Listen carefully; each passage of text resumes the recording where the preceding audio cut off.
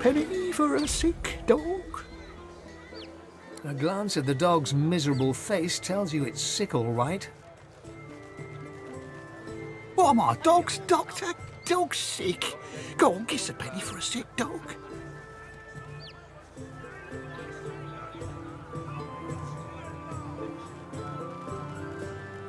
Thank ye kindly. Paddy for a penny, you can sing him a love song and call him Mummy. Much obliged. Could I push you for one more? Cheers. You're very kind. You're safe among friends. Never Then forget. get out of the penny for a sick dog, people. Go. The dog lies there quietly, clearly in great pain. What are you looking at? I'm sick here. Get lost. It snaps at your hand. It flinches. A low, threatening growl builds within its throat. Under the collar, you find the sharpened points of metal rivets, gouging the poor dog's skin. The dog bares its teeth at you and growls. The dog gives you a long, hard stare, but does not bite you. Yet. The dog goes to bite your hand, and then realizes the pain is gone. Hey, I feel okay. Thanks, man. Think I'll wander off now. Here, before I go, what can I do to show my gratitude? Master did. How you holding up? Not in any mood to talk about it. Huh? Wait a minute. Master hurted me? Excuse me a minute. I'm gonna go now, but first I have a thing I need to do. He turns to his master. You bad man, you! Ruff. Penny for a grieving beggar whose dog ran away. God damn it. That was my livelihood. Penny for a grieving beggar? I reckon I'm owed it here. You're safe among friends. Never forget it. No. No. You wouldn't do that, would you? Oh, yes. You would do that, wouldn't you? I couldn't prevail upon you to change your mind, could I? I don't come visit your tongue. Who will? You influence. Wouldn't you like to know? He gives you a cool look, then rummages in his pocket. He counts the money out and... That's your lot. Go on then. Get lost, you freeloader. I'm working here.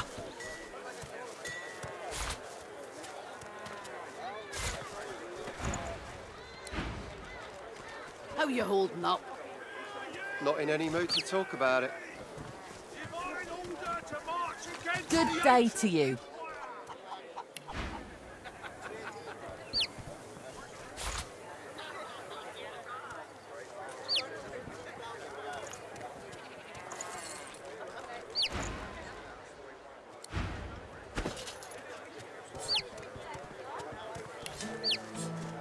Keeping it together, Bree? I'm all right, as long as I don't think about it too much. You're safe among friends. Never forget it. Bishop Alexander was slain by seekers. Culprits didn't laugh.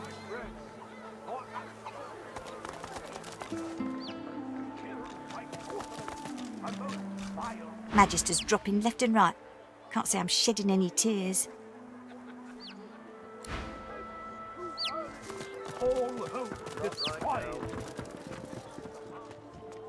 I'm approaching this the wrong way. I must be. Take that, sorcerer! Dallas, get her! You're dead, Alexander. Alexander, you're dead. Here, mister! Alexander doesn't have to stay dead, does he? See? Told ya. But don't worry, I'll revenge your death. Take that, sorcerer. You won't put a sauce collar on me, Dallas. I'm a big, bad, evil sorcerer, and I'll kill you dead. I hate this game.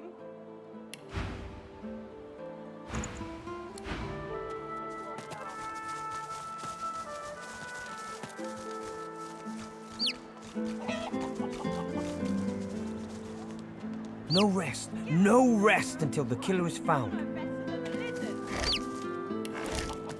You have to stay.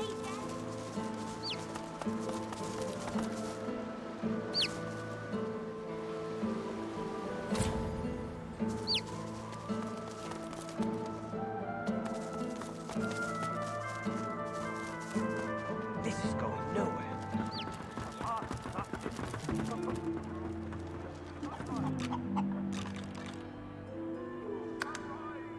Who gains the title most divine? Or I'll sorcery you. You're going on the boat, sorcerer. You can stay the I'm approaching this the wrong way. I must be.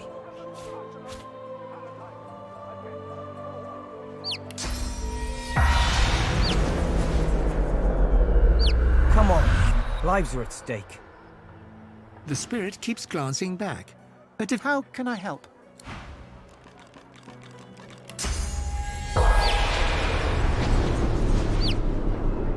An elf in tattered red robes shifts through pages of So many suspects.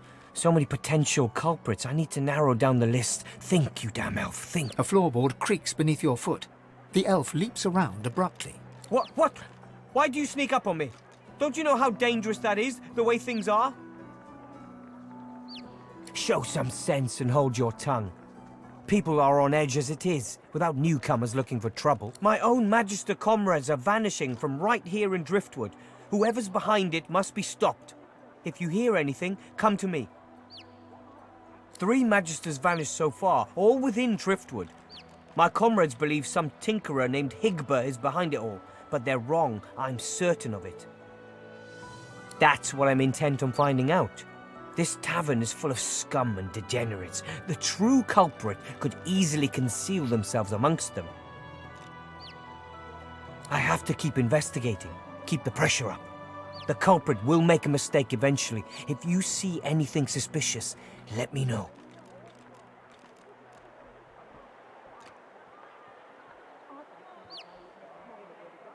You do that. Now away.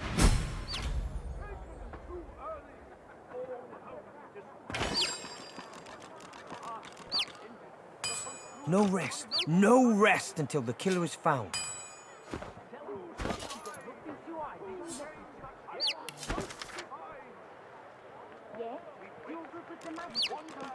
Who would do this?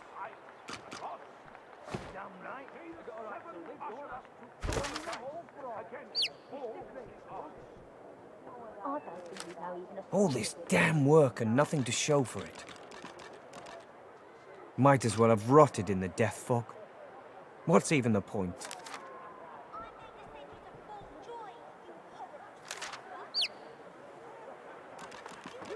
All this damn work and nothing to show for it. Might as well have rotted in the death fog. What's even the point?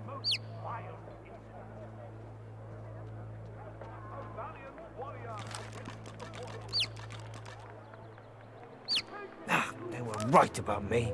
I'm just another useless elf. Might as well have rotted in the death fog. What's even the point?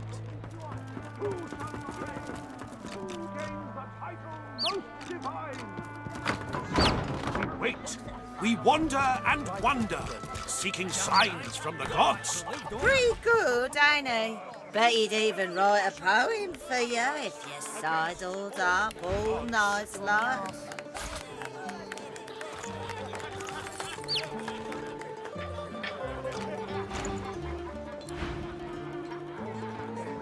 Arguing with Mac is like giving medicine to the dead. He's as stubborn as a corpse and smells the part to boot. No wonder Papa Thrash gives him the stink any time he tries to go. Another sorcerer on the loose. Alexander the Innocent. Killed That by fine voice, that idyllic poetry. I could lose myself in Barstan's cinnamon eyes. Too early. All hope destroyed. You have interrupted my newest masterpiece. I don't think you know even a smaller one could bit you on the arse. The bard clears his throat and gargles on his own saliva. He then returns to his poem, but his voice cracks mid-verse. Well, never you mind. Every sonnet I compose is a masterpiece, and my muse has been begging me to write something new. Wait! You might be just the stimulus I needed. I shall craft a rhyme for you and your race. All I ask in return is a handful of coins. It's an offer of a lifetime. Normally I'd argue with you, but you do have a certain look about you. Very well. But if I am to write a first-rate work, you must face some difficult questions. Are you prepared to answer? He stares at you for a few torturing moments. Your eyes betray the guilt of the human race. You believe it your right to ravage Rivalon. What say you?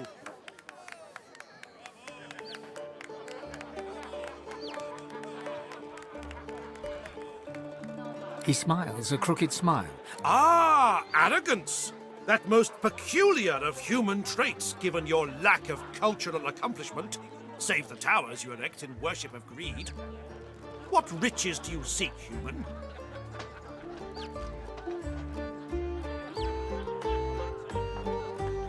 Indeed, you seem almost fearless in your conviction. But I know better. Stripped of their swords and shields, humans are as fragile as flower petals. Admit your cowardice.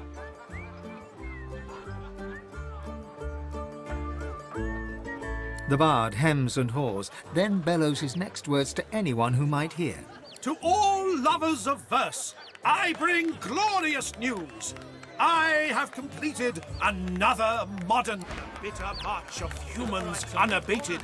Throw him in a hole for all I care. This world of war and cruelty they created, they shall not stop till all the world's a waste. And signs of all other cultures erased. The riches world over do they seek, and flush with gold they'll lord o'er the meek. Yeah?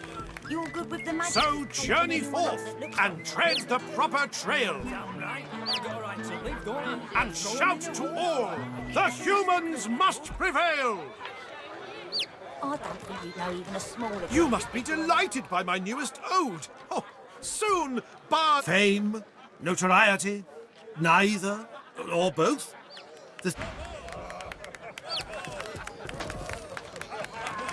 Hey, Rudy. He fixes you with a stare, looks you up and down, weighs you up, the cut of your cloth, the weight of your bag. A moment passes. Then a smile creases his face. A smile carefully constructed to look friendly and authentic. A smile that doesn't reach his eyes. Greetings, stranger. Looking to ease the pain of a decaying world? You're in the right place. Beers are ordered at the bar, but can I interest you in a nourishing bowl of stew?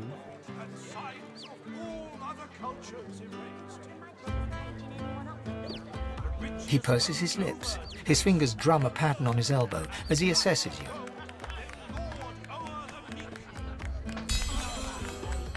I'll tell you now, you'd better warm your hands before you go upstairs, or your new friend will be very upset. A lascivious smile spreads across his face. His tongue darts from his mouth to lick the spittle from his lips. Let me ask you this.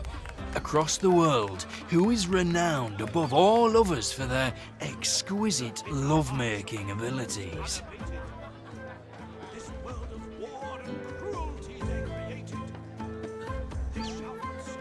He gives you a strange look, then realizes you're on the right track. Yes, exactly. And for an insignificantly small sum, I can introduce you to the greatest lizard lover the world has ever seen.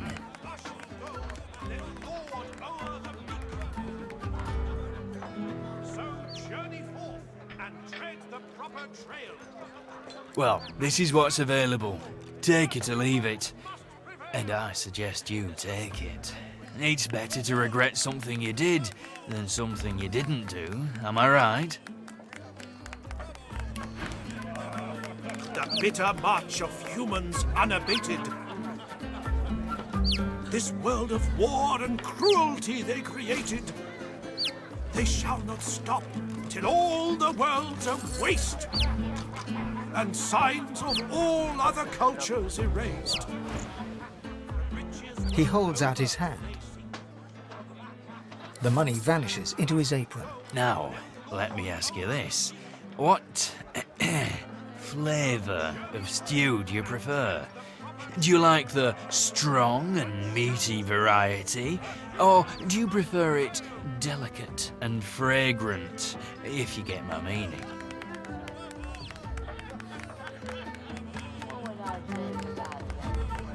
Upstairs, on the second floor. Her name is Zara. Pleasure is her business. Enjoy the experience of a lifetime. He gives you a mischievous grin, then dips his head in salute and turns away. I'm telling you, if they got nothing to hide, they got nothing to be scared of. Yeah? You're good with the magisters caging anyone The up? bitter march of humans unabated. Damn right. We got a right This to world of war and cruelty they created. An elf sways on her chair, her eyes focused on the counter in front of her, where she has 6 glasses in a row. With the nails she slides one of the drinks towards you, her head bobbling heavily on her neck as she nods at the sparkling ale. And that's.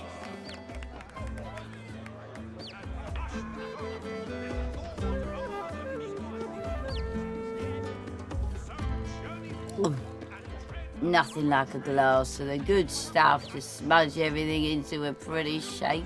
She slides another glass of ale toward you. Its contents sparkle in the dim bar light. Bottoms up.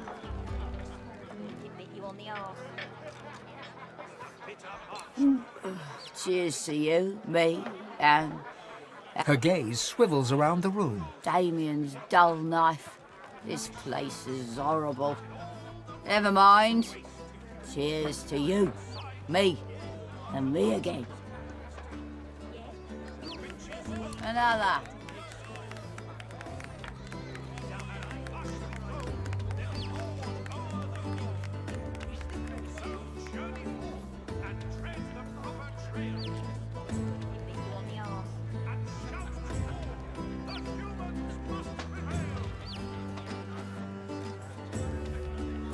Ah, down the old ouch.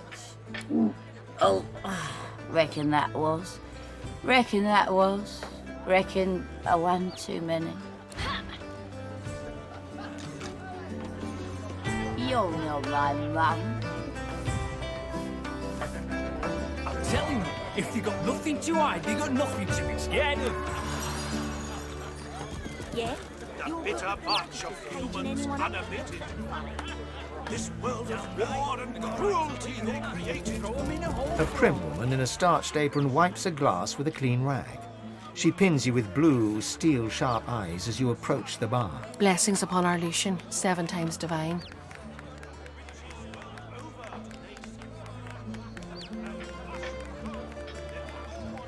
Her eyes soften and crinkle as she smiles. I see your mother raised you very well indeed. You and my Niles would get along. Nice to see an unfamiliar face. What brings you to Driftwood, darling?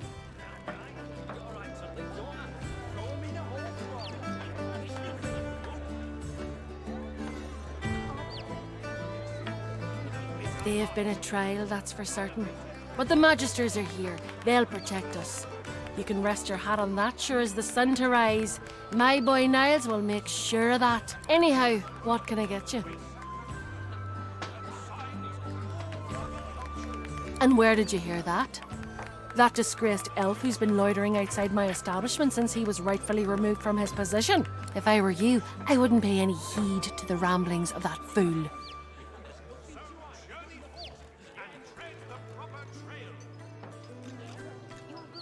We've only got amber ale, I'm afraid. Can't spare the potatoes for hard alcohol. If you'd like something that'll stick to your ribs, I'd flag down Loughrick and get yourself a bowl of the house stew. Coming right up, darling. The bitter march of humans unabated. This war and cruelty they created. They shall not stop till all the world's a waste, and signs of all other cultures erased. The riches world over do they seek, and flush with gold they'll lord o'er the meek. If they got nothing to hide, they got nothing to... So journey forth and tread the proper trail, and shout to all, the humans must prevail. Throw them in a hole for all I care. It's the greater good. I don't think you'd know even a smaller good if it bit you on the arse. What's up, Chief? The bitter march of the humans unabated. What, this old gaggle of weirdos? Oh, she's all right. A lot of bark, but I think she really cares about what we're doing. Better that than a sweetheart who'd sooner watch you walk off a cliff than shout, "Look out!" My kind of salty old crank. She certainly seems to want to help us. You don't get many of those in life. I've learned to appreciate them where I find them. I don't know about home, but I do sort of miss the gang I travel with now and then. Crawler, Madcap, Papa Joris for sure. Musicians mostly. We all had our own stories, our own troubles, but when we were together and the music was with us, it was like none of that mattered at all. When you have people like that around you, you know, a family, even rain feels like sunshine. What, this old gaggle of weirdos? Well, I think I should focus on getting this demon out of my head. And of course, I think you should help me. And if we pick up a few new source tricks along the way, so be it. Go on then.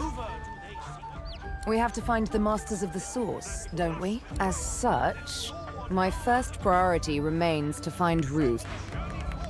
And tread the proper trail, and shout to all, the humans must prevail. I don't think you know even a smaller good if it bit you on the arse.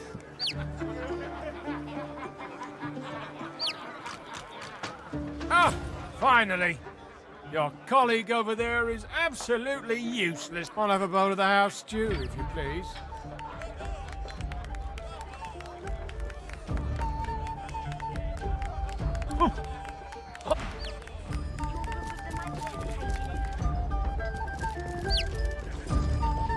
She nods an uninterested greeting. Here for the fight? This is a tavern. People are drinking. Eventually there'll be a fight. You planning on starting one?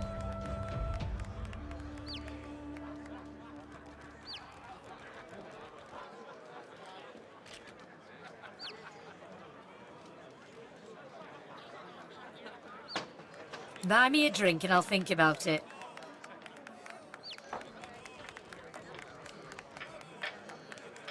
Cheers. Later then. She doesn't lift her gaze from her drink. She's not interested in you at all.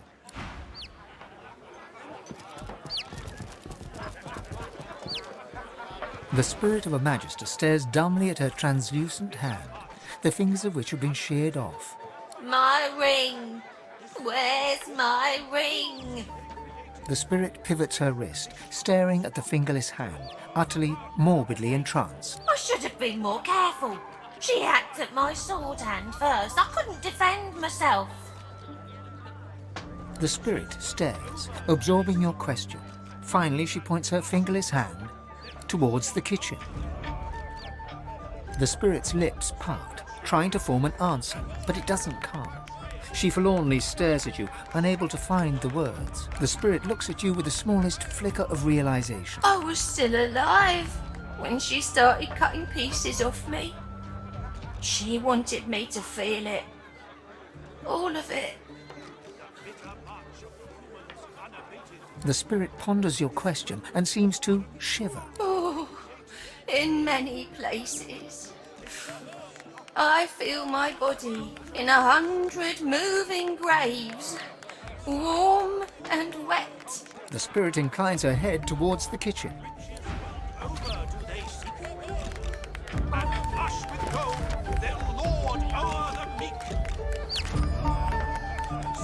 Journey forth and tread the proper trail,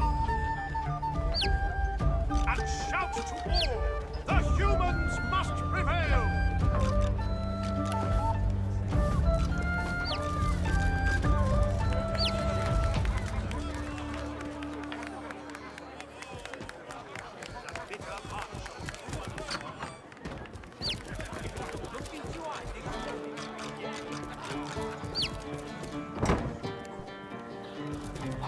I've spotted something.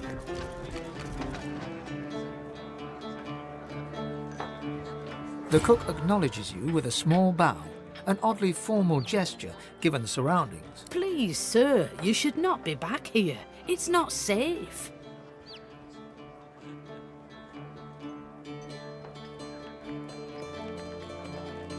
You should speak to Loverick if you want food. Please, I must insist you keep out of my kitchens. It's not safe for you to wander about like this. They can inflict pain all the same. Please, a ghost? Peddle you children. Please, I must insist you keep out of my kitchens. It's not safe for you to wander about like this.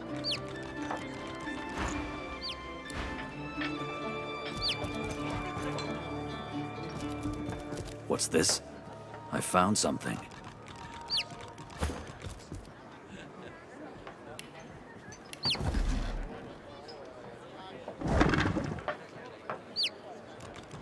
This ring, it bears the Magister's seal. And there's blood on it.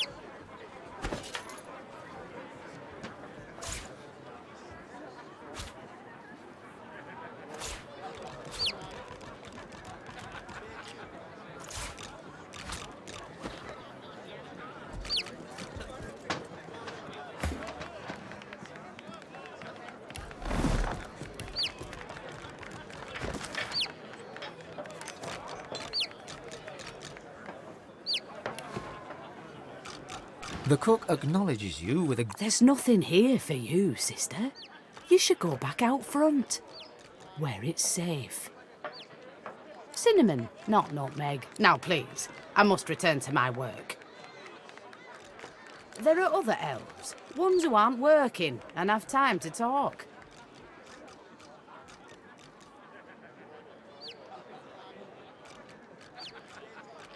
The briefest hint of disdain flickers across the cook's taciturn face. Some wouldn't see any luck here.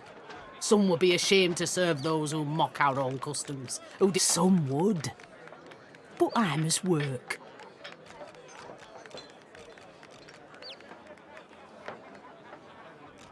She grabs the ring and glares at you, like a rattlesnake. You should have just kept out of this. She gives you a defiant look. Magisters are a blight. They deserve worse than the death I gave them. I wouldn't taint the earth with their carcasses. Better that they vanish into unsuspecting stomachs.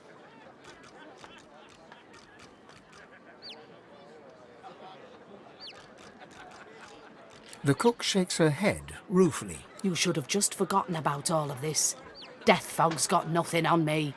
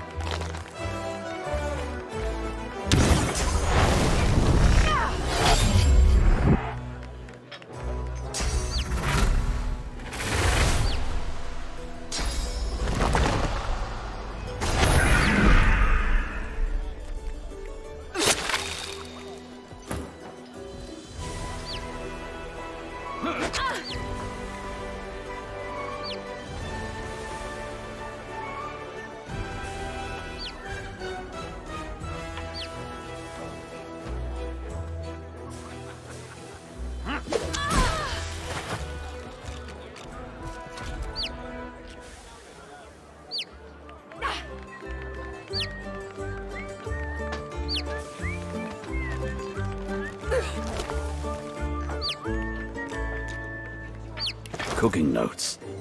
Wait, there's something wrong with this.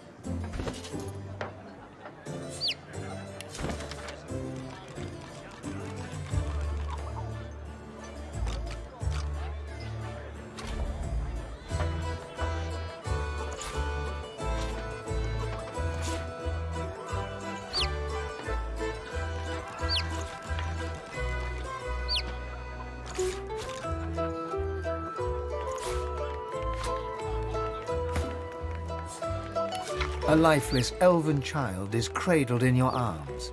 Your vision blurs with tears. You look away to a raised valley below. Tendrils of death fog dissipate, revealing a victorious Divine Order army advance.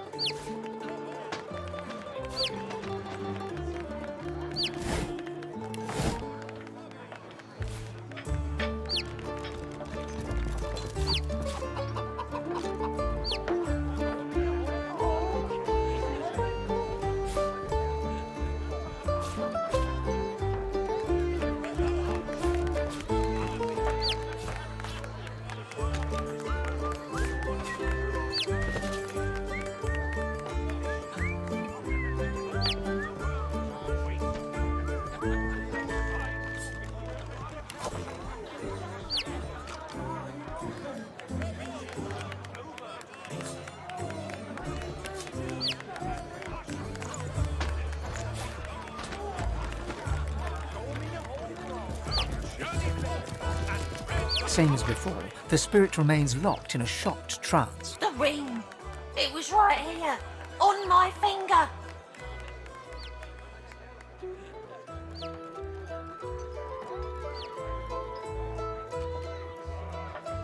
Something shakes the Magister's ghost from her stupor. Her gaze falls on the ring and brightens. My ring! Your words take a long moment to sink in, like they're being translated for the netherworld. Return it! Home to my brethren! The spirit smiled. Riches world over do they seek. What's even the point? And flush with gold, then roar o'er the meek. So journey forth and tread the proper trail. And shout That's no good. the human must prevail.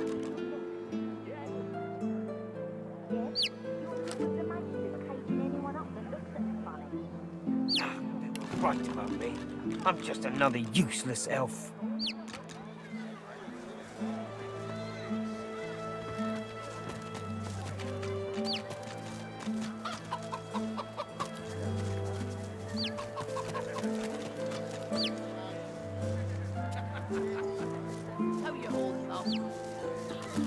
You're lucky to stand in a town protected by Magister Raymond's wisdom. What?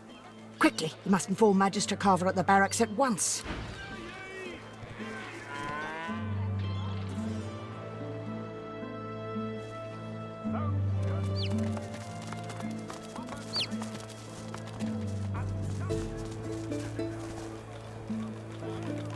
Where is it? Where is it? Sir, please, have you seen a small burlap pouch lying about? Blast! It's gone for good. She rubs a hand over her smooth head, then suddenly looks up at you. Her great greenish gold eyes are alive with worry. There isn't any chance you could spare a moment to help me look, could you? I wouldn't dare ask it if it weren't terribly important.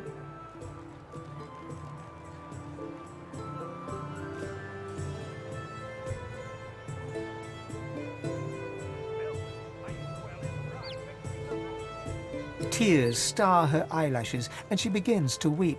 She takes your hand. I know. What a crybaby I am. The pouch. I really must find it back, or my master will flay me alive. It had quite a sum inside it. Magister Raymond, he bade me take the coins to purchase supplies for his journey, but I dropped it along the way. She tilts her head back and blinks back tears. I'd never do such a thing. Never.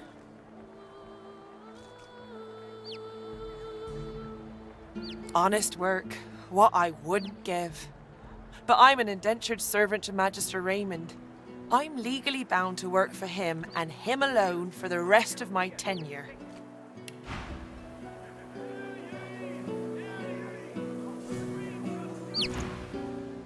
She reaches out as though to shake your hand, but stumbles, falling a little into your arms. She laughs, embarrassed, and quickly rights herself. As she pushes off of you, she reaches lightly into your pouch. She stands up, straightens herself, and skillfully tucks some of your gold coins into her waistband.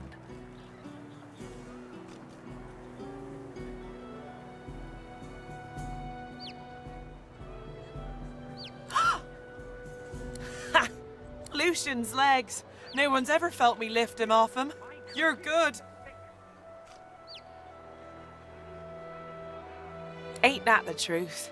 So, can I keep the gold? Come on, I really do need it. Swearsies.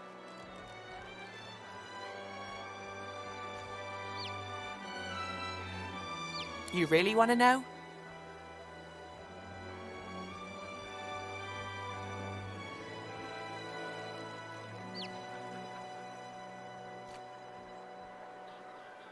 The Magisters took the love of my life down to Fort Joy.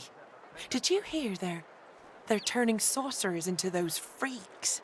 I don't know if it's true, but I'm not going to wait to find out. I'll die before I'll let them do that to Butter. So I need money. For a boat, for a crew, enough to bribe someone into letting her go. I'll find a way.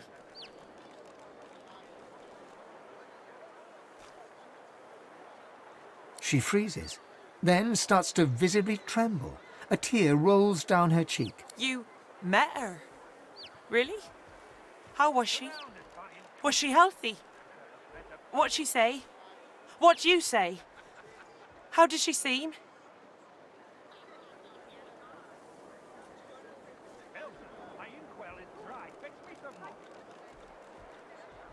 That's my lass. Always knows how to stay on top of a situation. Always knows how to survive. You seem like a good sort. And this is the first news I've heard of my gal in far, far too long. Take these, eh?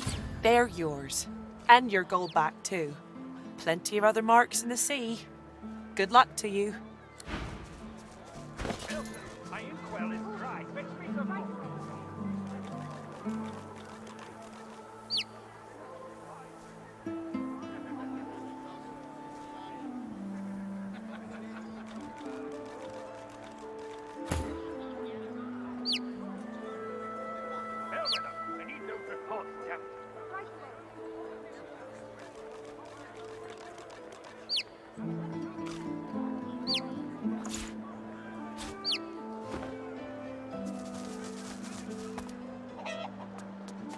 Driftwood, home of the Black Bull Tavern.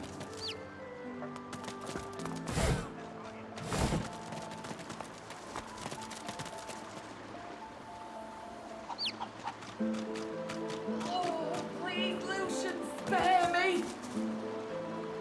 Not Mama!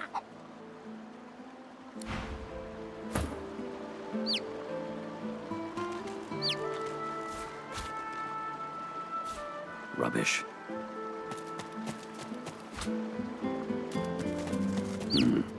I'll stay out of there, thanks. Heavens!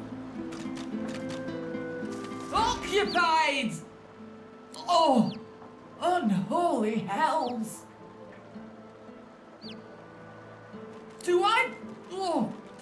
Do I sound like I'm all right? That's what I get. Bloody tainted stew. Makes a little fish into some of my stew. Bloody mackerel must have been tainted. Save me, Lucian.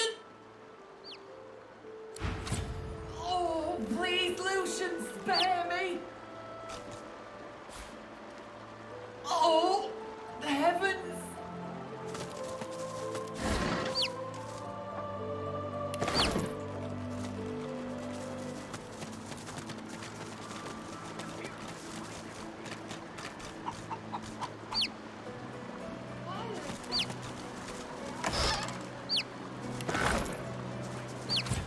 Fetch me some more. Right away.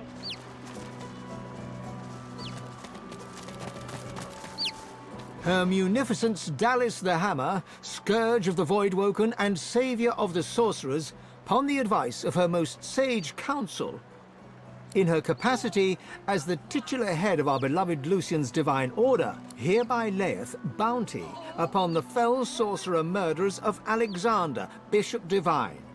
She, or he, or it, who slayeth said sorcerers, or other sorcerers, with malice or without, may count upon the Hammer's most benign and just benevolence. The deaths of the evil ones shall be rewarded in this life and the next. Hail to the Hammer, 7 times blessed. The poster flutters lightly in the breeze. Let her cower on that ship of hers and be glad the water's too foul for me to swim. She seems to be out for blood.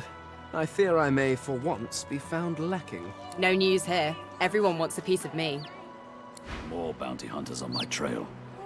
Good luck to them. Quite so. Let them come, those bounty hunters.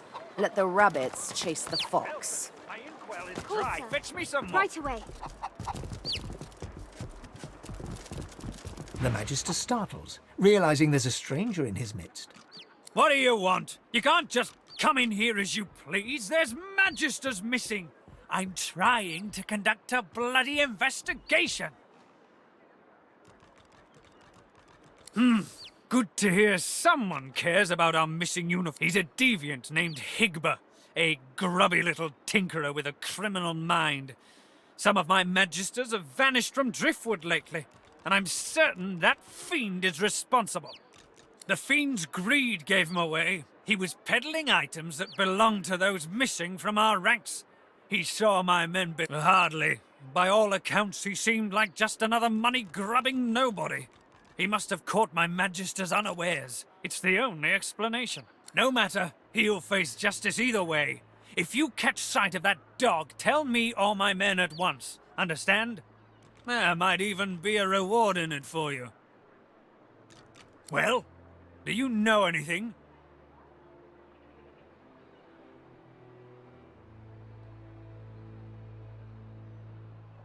The Magister snatches the ring from your palm and stares at it. This is a conduct award. I presented it to Magister Harrick myself. She was the second one to be taken. The cook's been reported dead. I thought she was another victim, but if she had this, she must have been the culprit. There's no other explanation. He shudders in disgust. And to think she was so near to us, to me, all this time. It seems I owe you my thanks. And a reward. He holds out a pouch of gold. You try to take it, but he doesn't yet relinquish his grasp.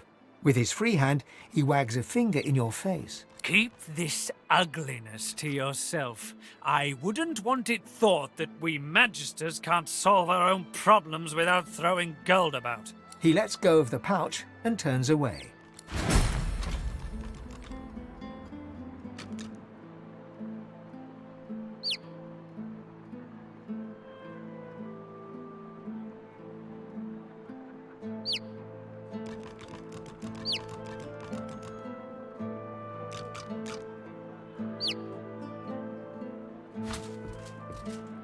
Wait until headquarters hears of my success. No more disappearances? No more deaths? It seems justice has been absolutely not. He's still a thief and likely a sorcerer as well. No, he'll face righteous Magister justice as soon as we find him.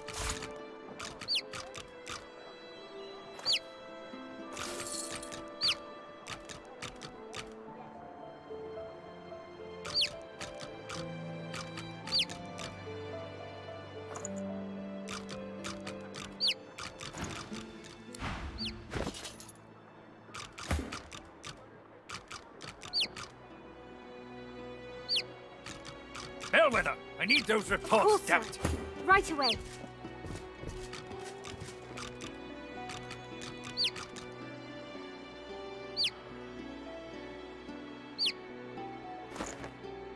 Belson, my inkwell is dry. Fetch me some Right more. away. No more disappearances? No more. Absolutely not. He's still a thief and likely a sorcerer as well. No, he'll face righteous Magister justice as soon as we find him.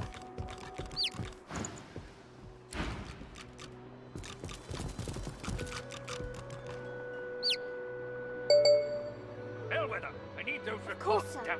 Right.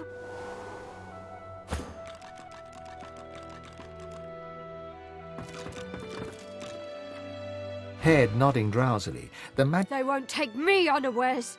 I'm ready for anything. See? I haven't stepped in. Well, I'm ready. That's what matters. Vigilance!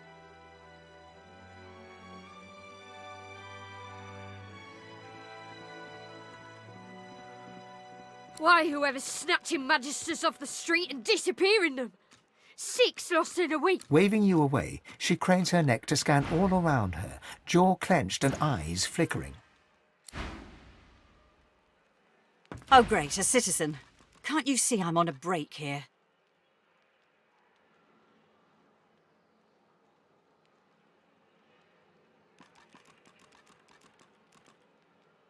She narrows her eyes and pins you with... You ever seen a void woken up close?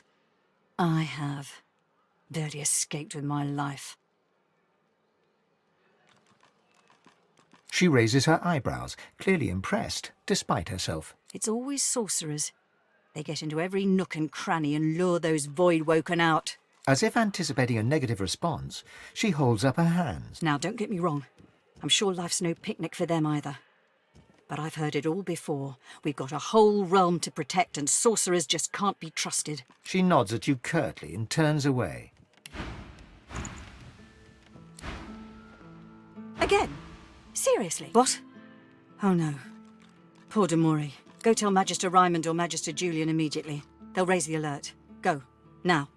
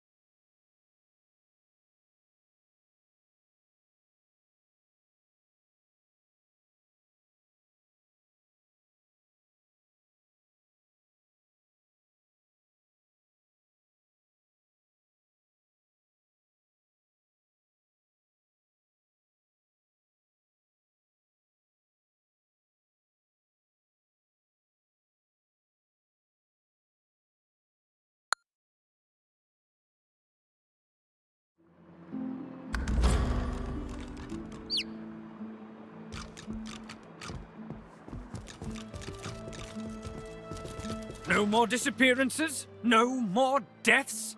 It seems justice has been served well. Absolutely not.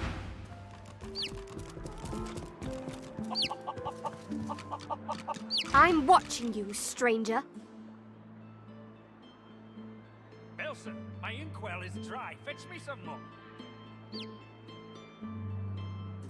That's Magister business. Keep your nose out of it.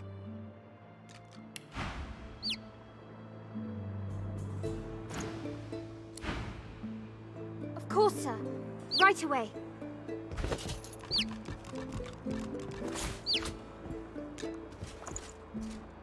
Wait until headquarters hears of my success, and perhaps I'll be promoted.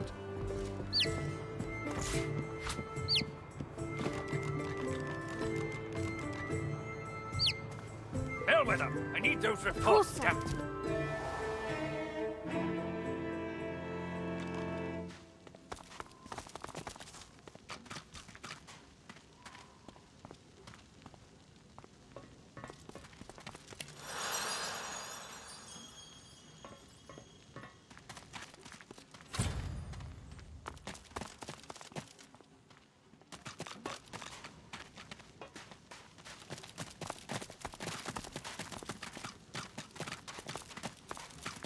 The Magister turns to you with a scowl.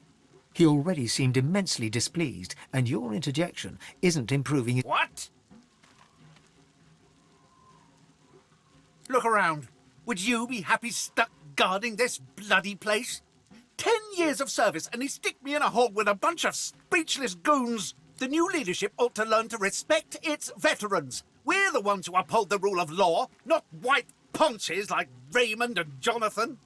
A sly smile creeps across the Magister's face. Aye, and sooner than you might think, if the rumours are true. Let's just say, there's other places where I'd be appreciated more than I am in Driftwood.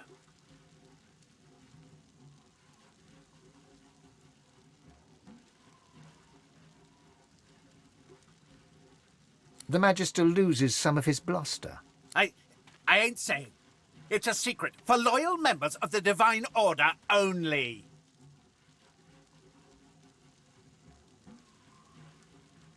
Shut your mouth or I'll fling you in one of these cells, hear me? In fact, get out of here!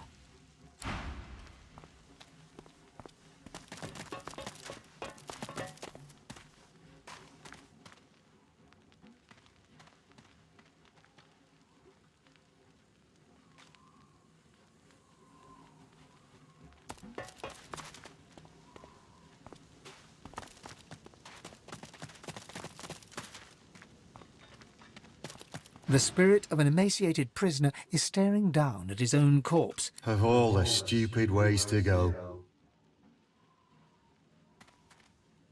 Oh, it was a stupid bloody accident. I dosed myself with some poison to make it look like I was half dead. I figured they'd take me to see a healer and I'd have a chance to escape. I must have taken too much of the stuff though. Wound up fully dead instead of half dead. Those bastards haven't even moved me body. The spirit scowls at you. I did nothing. Or I didn't do what they accused me of, at least. A miscarriage of justice is what this is.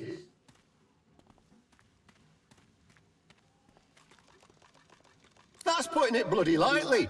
Nobody deserves to rot in a hole like this. Best leave that secret for someone who needs it. You can stroll out of here whenever you like. I've warned you already, smart mouth. Clear out of...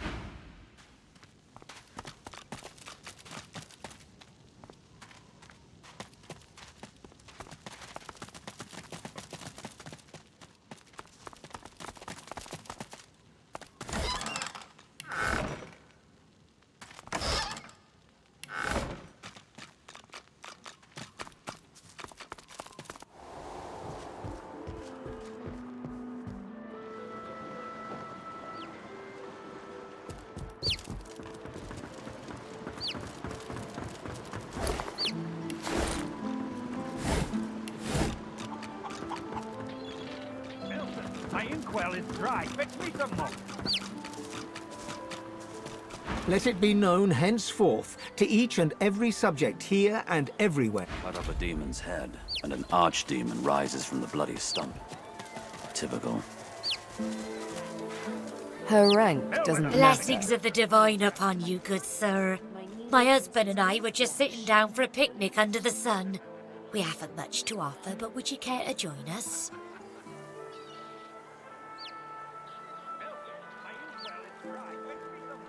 Nonsense, come. Sit. We are pilgrims, and pilgrims share no matter what. There you go, all cozy. So tell me, are you heading to Arks like we are? Nicholas and I wouldn't miss Lucian's Day for the world. Oh, but you must visit the cathedral, please do. The more pilgrims pray for his return, the sooner Lucian will walk among us once more, just like the prophecy says. Divine, you're here to protect us. So come, let us break bread and strengthen ourselves for the journey.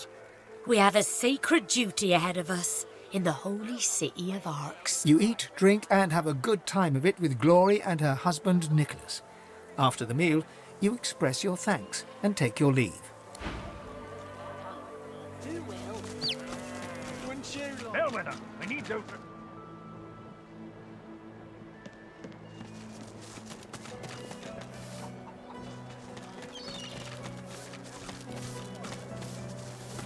The dwarf keeps singing his... Maybe I'm glad I ain't pulling carts of stinking fish round no more. But what's a beast to do if not pull? How can a beast enjoy this, when he's no notion of what his future holds? I'll be spooked till I'm securely hitched up again.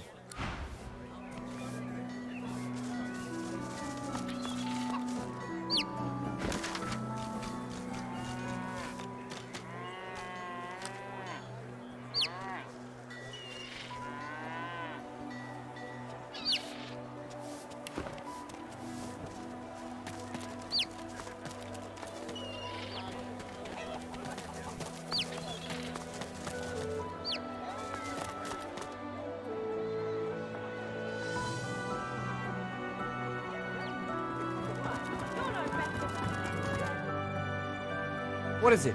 Unless you know something about the disappearances, leave me alone. I need to concentrate. The cook? Of course. I had worked it out for myself, naturally. I was just about to present my findings to the Magisters. Well done, stranger. So it was an elf all this time. Perhaps the Magisters were right to remove my kind from their ranks. The fiend has faced justice. The elf's face falls a little. The chase is over, and he remains outside the Magister ranks. And did you tell the Magisters? Did you take the credit for solving the disappearances? I was a Magister once.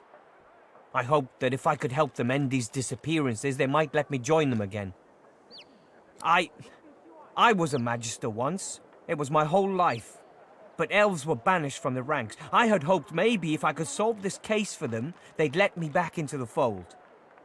No matter. Farewell, stranger.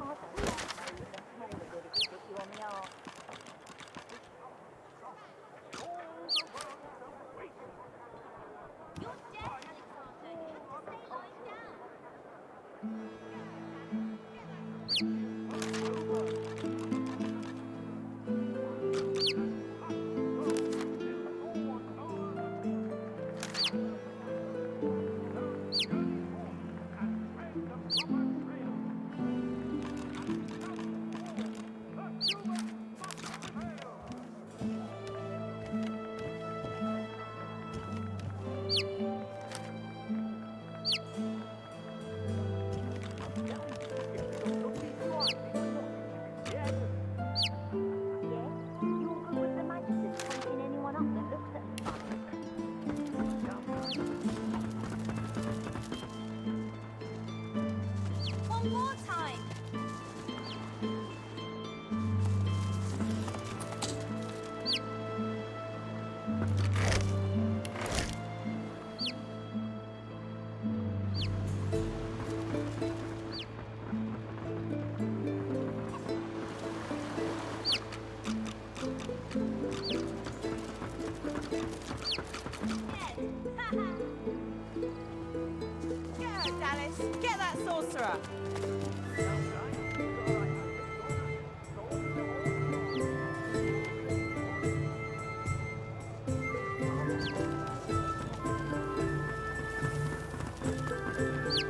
The cat stares up at you. Its midnight black pupils are too prominent for you to discern the colour of its glazed eyes. 8 lives already gone, but I'd gladly lose the last if you can throw me a fish. One of those that I need 'em. So yummy.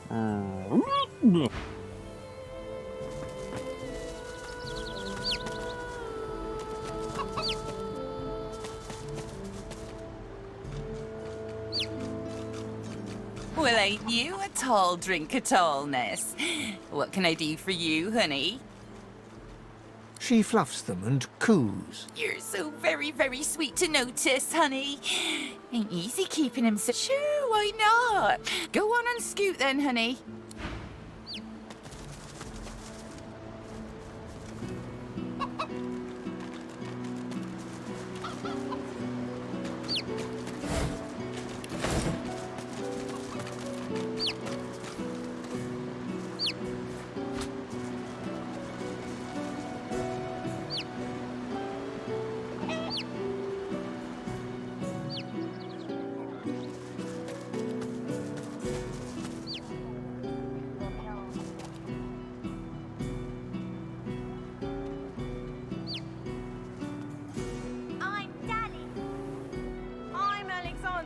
You're the sorcerer, Mary Lane.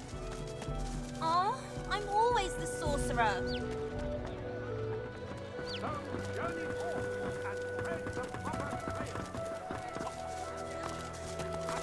They've got that arena down below the black... My inkwell is Course, dry. sir. Fetch me some Right more. away.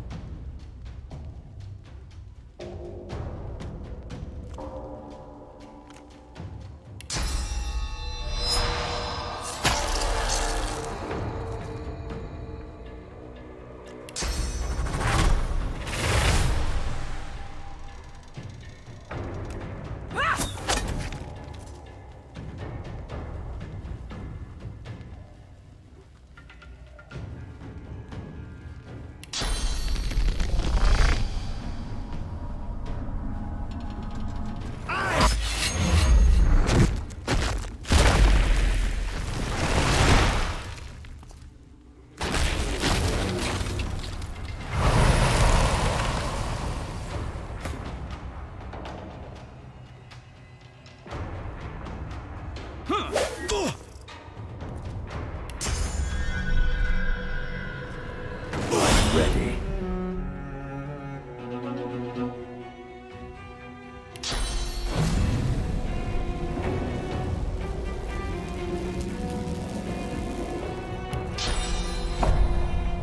I'll yield to none.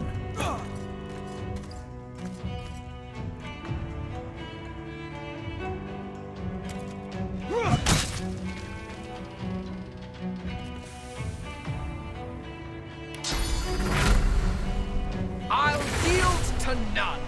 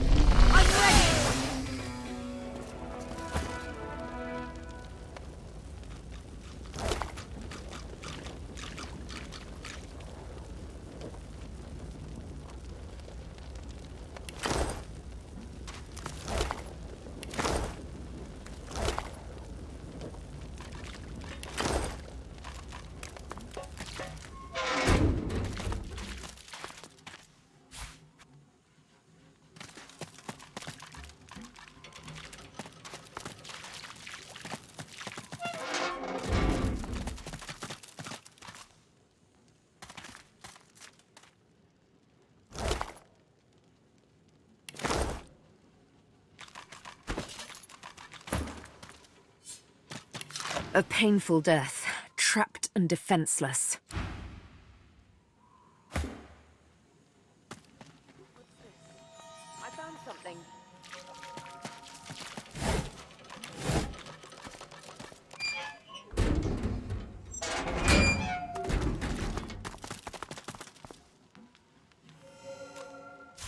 Rubbish.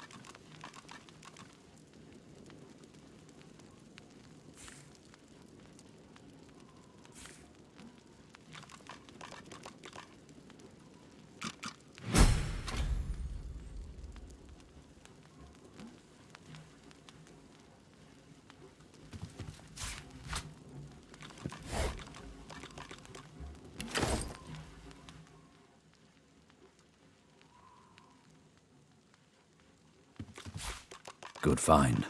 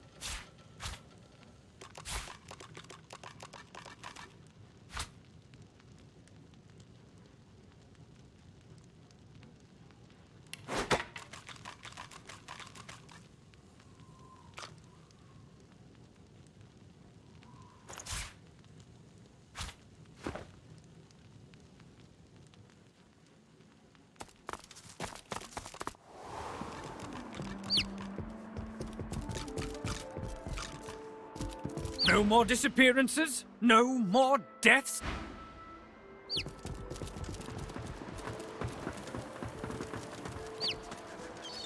Don't come over. Not like you're buying anything.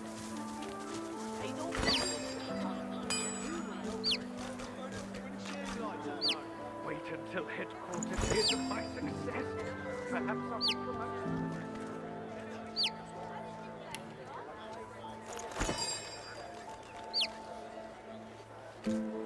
Bellwether, any news reports?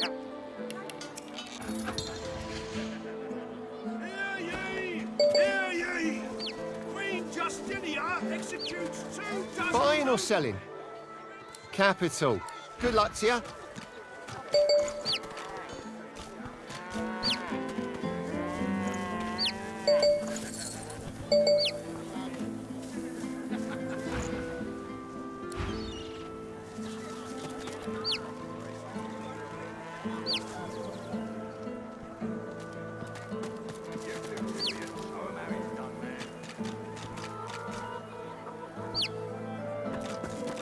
Now, keep hauling that cargo.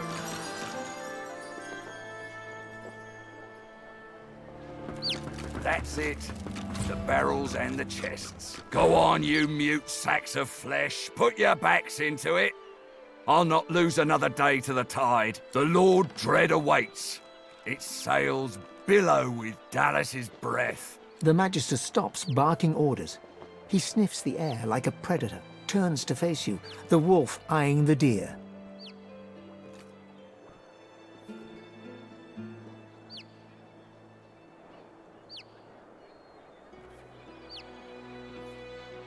You do not get to make that decision. That decision is mine. A good day? Let's talk about a good day. Tell me, have you ever been strung up by the hands? Your body swinging like a bell's clapper as your bones are being broken with cast iron rods?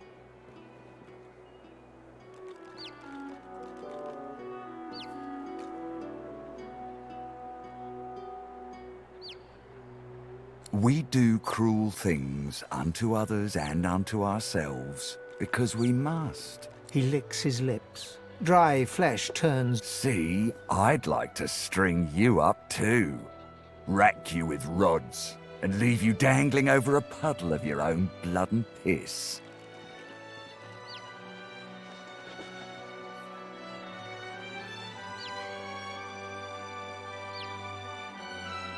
Oh, no, that won't do at all. Innocence is a mask that doesn't fit you. I'm very good at what I do, see? I don't even need a sauce hound yapping at my side. There was a whiff of something in the air when you approached. A current of filth, that is to say. So, best convince me I was mistaken.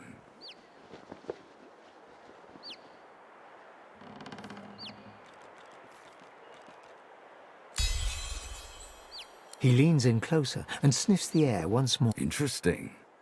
So I was mistaken. Must have been ambition I smelt on you, not the magic that dare not speak its name. Very well.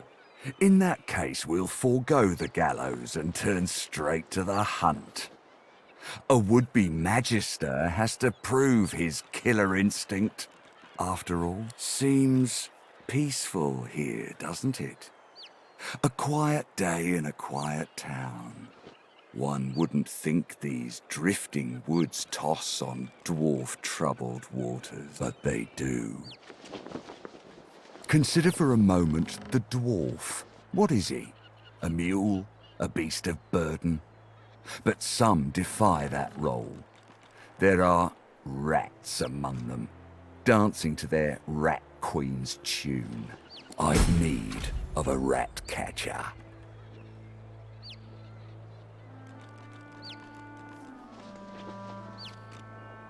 Of course.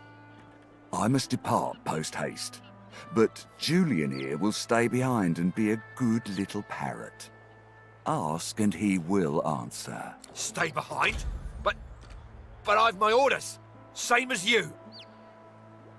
Dallas. Like I said, Julian is staying. And with that, I must be off. No hard feelings about the death threats, of course. How about we part shaking hands instead of stringing them up?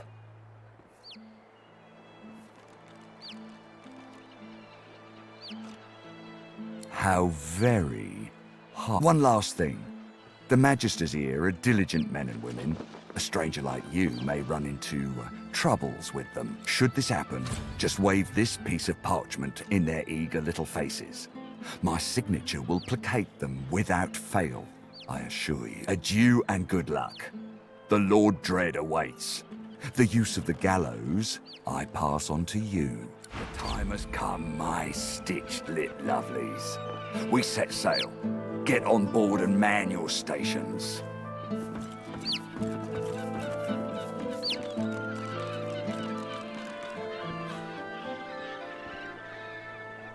Left behind like a dog. Bah! 7 curses upon that ship. The Magister is rubbing the dirt off his robes, none the worse for wear, apparently, from the blast of magic that knocked him off his feet. You! The damn recruit! I'd be whining and dining aboard the Lord Dread if it weren't for you. Your meddling in Magister affairs had better be worth it. Yes, I am very much aware. Wasn't my damned head that hit the floor back there. Now answer me. Did you meet with a Magister caravan on your way into town? The hour's growing late and I'm beginning to worry something might have gone wrong. By the Bishop's bones, you saw it? Out with it, man. What happened?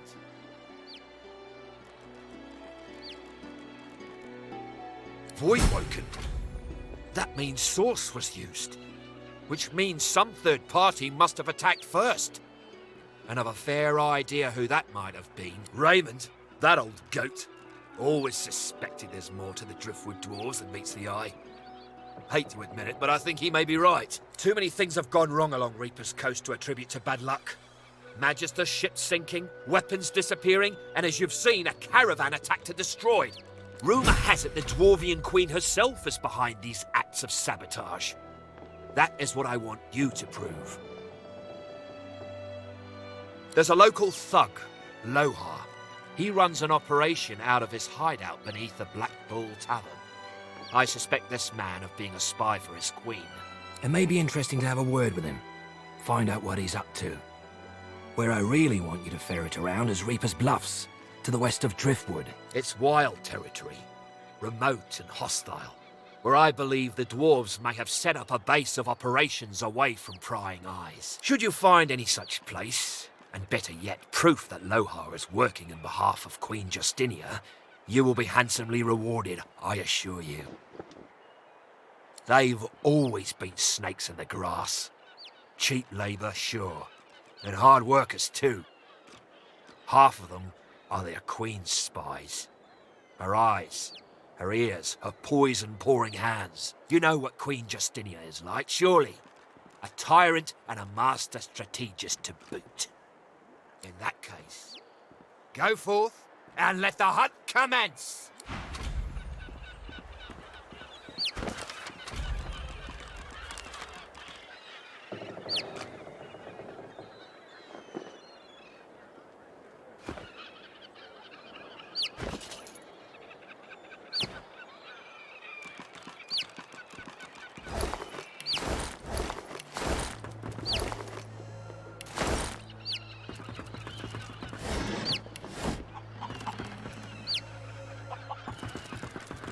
You'd swear the shark was smiling at you.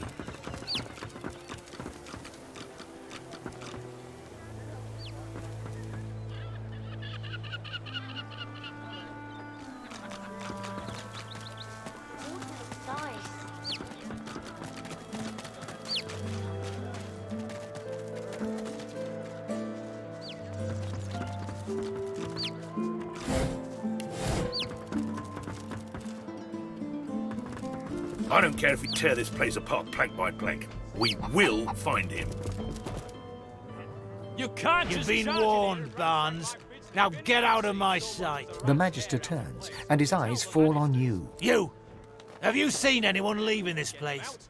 Grey cloak, grey beard, a satchel of books under one arm. You can't have missed him. Whether the chef or Dallas herself are guilty, my orders are to search this factory. Lucian's teeth. Where is that runt hiding? If you see anything suspicious, anything at all, report it immediately. Do you understand? He's a sorcerer. He fled into this stinking shed, but we'll find him again. We'll have our justice.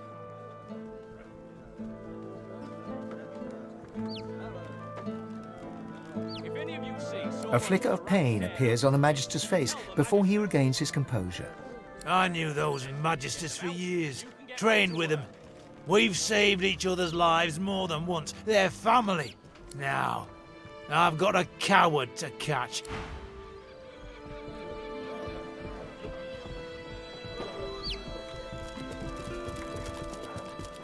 Oi! You look the kind of ruffian who can keep a secret. Fancy a good time? Head downstairs in the Blackpool Tavern. Tell the lummox blocking the way that Blathin gave you a tip-off.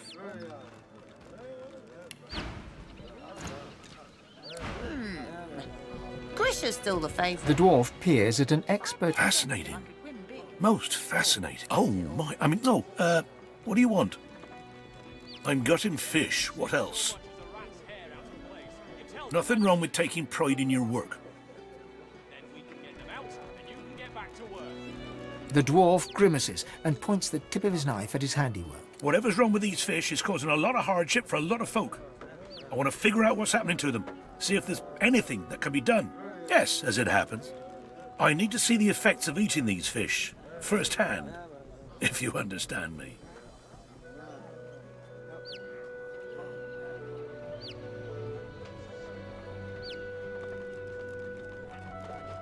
Wonderful. Now, there's 3 samples. The fish instantly churns your insides. You double over in pain. A sudden vivid sensation of floating in darkness assails. The dwarf suddenly drifts back into view, peering at you with fascination. How do you feel? A stream of black bile suddenly erupts from your mouth and across the dwarf's boots. He doesn't even look displeased. I see. Well, I'm sure it was nothing but a side effect of the fish. Speaking of which, I've learned a great deal from observing you. I owe you a great debt. The dwarf puffs up his chest and proudly gestures to the fish. The fish is indeed malignant. Humans are affected by it in the same manner as other species. Thank you, but no. I can only... The fish you ate is known as yellow ridgeback. Quite a cunning breed, often used in concoctions to increase alertness. But this one, touched by the void itself. Who is to say how such a creature might alter an alertness mixture? Seek out somewhere that peddles alertness herb mixes. Adding these unique ridgebacks might make quite the impact. So, now my work must continue, as soon as I've got in my quota of fish, of course. Farewell, stranger.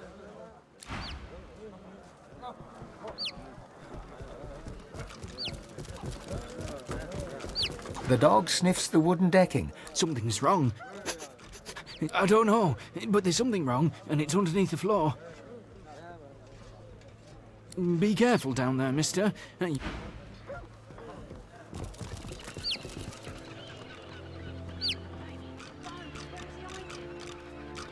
miss Joe.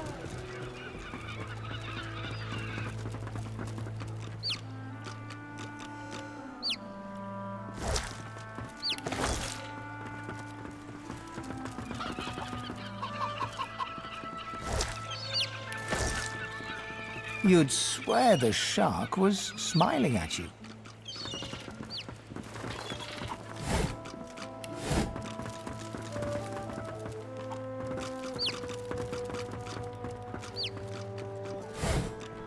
The water looks nice.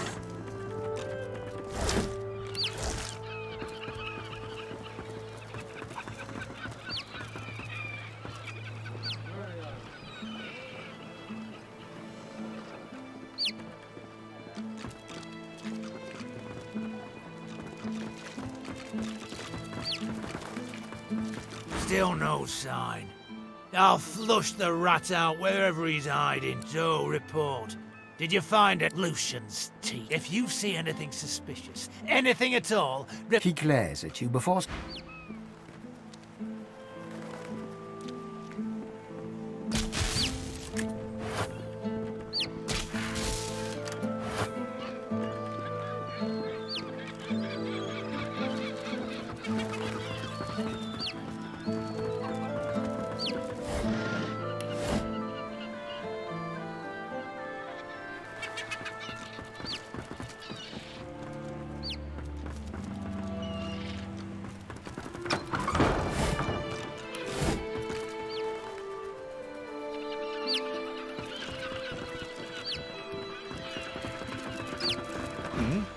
What?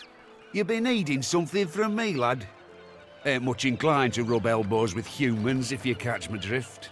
Ain't no one been standing together since Lucian died. Ain't been no goodwill among your kind, or mine, or anyone else's since the Reds... Glad to hear you say it. The day will come we'll overthrow 'em, you mark my words. Until then, I'll practice the art of gutting unspoiled fish. I had friends. Ever heard of that place? Fort Joy? They send you there means you ain't no pish-posh. And who'll bail 'em out? Seekers? Them's even worse news, I reckon. Witches and warlocks, they say. No. Them friends of mine are dead or silenced. All on account of the Reds. All on a fugitive. I don't think that's something I should be discussing with strangers. Because I don't intend to end up with me lips stitched together, that's why. No, I shan't be baited. I ain't saying nothing on the topic no more. Gods be buggered fine. I'll tell you all I know. The dwarf leans in and begins whispering conspiratorial. This fella runs along, right? Sweating, panicking. Reds racing after him like hunting hounds. Hide in a barrel, you fool, I yelled. And what do you know? He did. Problem is, he's still in there. Been hours. Can't go nowhere, he can't, not with the Reds around.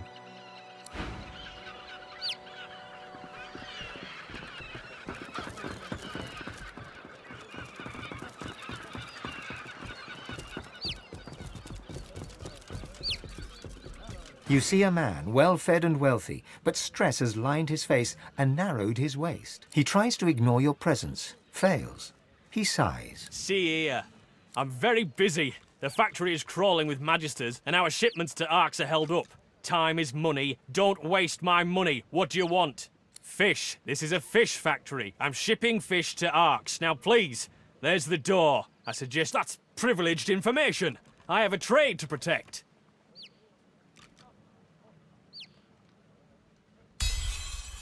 An excellent point. Well made. The answer to your question is, unsurprisingly, a man in a house. A man in a house buys all the void-tainted fish I can send him. That dark shadow crosses his face once more. He shivers. Not that I've ever met the man. Not sure I want to, if I'm honest. When you've been in business as long as I have, you learn not to question these things too closely. Now I'll get back to my work, and I suggest you get back to leaving. Good day.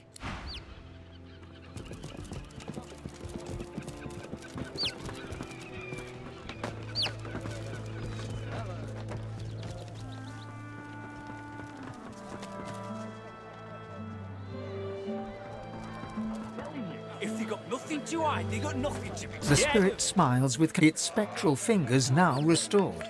There's a glimmer of what might be a ring on one of them. Damn right. I got a right to live, don't I?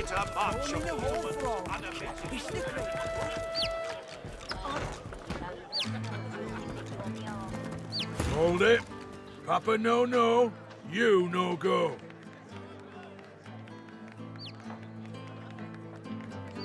He grins, unpleasantly. Just because Blathin says we're friends doesn't mean we are.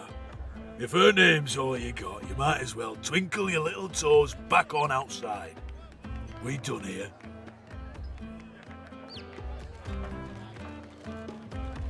Cute. Sounds something like my 15-year-old daughter would try. No go. But I'll certainly remember your face now.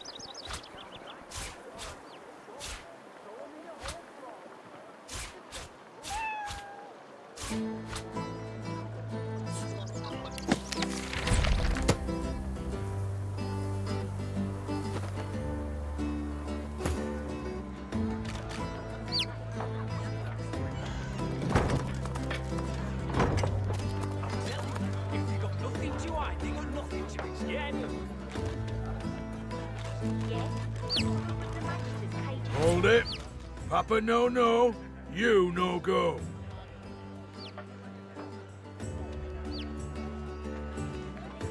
He grins. Just because Blathin says we're friends doesn't mean we are. He squints at you in the gloom. Then his eyes widen and he takes a stumbling half-step backwards. Well, I'll be thrice cussed to the void. If I'd been mezd. I saw them collar you good, boy. Didn't think we'd hear you growling round here again. Down you go. But no shenanigans, mind.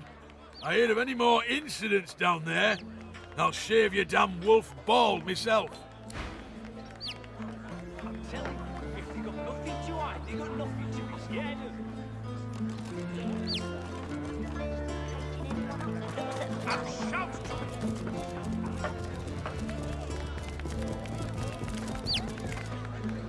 The spirit of Wivlia glares at you with all the venom she can muster. Bitter march of humans unavenged.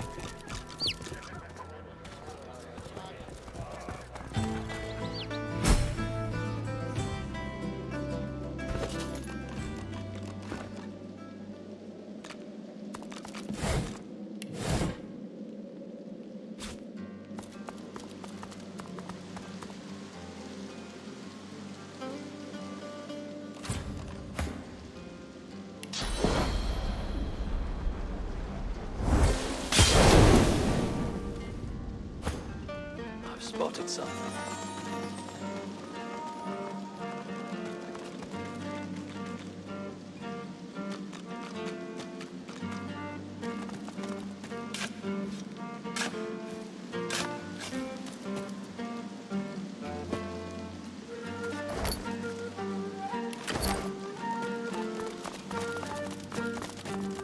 Look at that. A fresh face. And a pretty little kisser it is, too. If and ben mazed, as I live and breathe. I didn't think I'd see you back in Driftwood again. No, don't tell me. If I don't know the story, I won't have to lie about it later. She reaches out to pinch your cheek and gives you an exaggerated wink. So what's your poison, Governor? A sip or a smoke?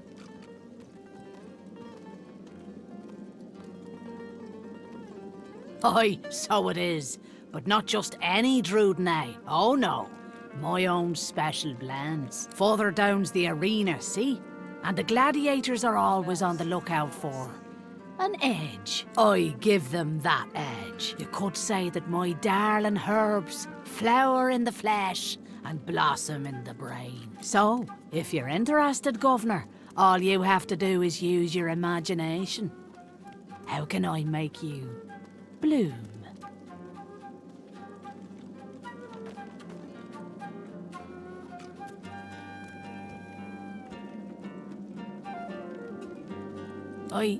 I don't think I follow you there. What are you after, exactly? I think I do, yes. More's the pity. All sounds mighty reprehensible to me, Governor. Why on earth would I do such a thing? Well, when you put it like that... Okay, you can consider it done, Governor. Come the next battle, those poor sods won't know what hit 'em. Right, good to see you again, Governor. Take all the time. Pleasure doing business with you, Governor.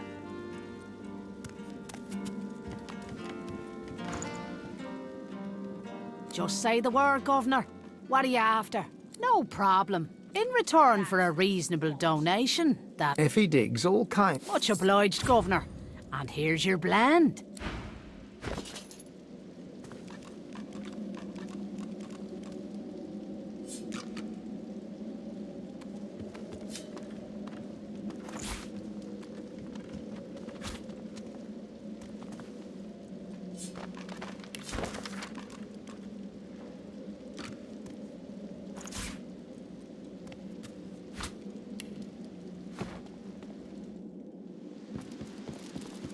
Hail. Such a striking man. She draws close. You feel her breath on your neck, hot, moist. Oh, yes. I have something that you want. But I only bargain with those I deem deserving. Those who have accomplished great things.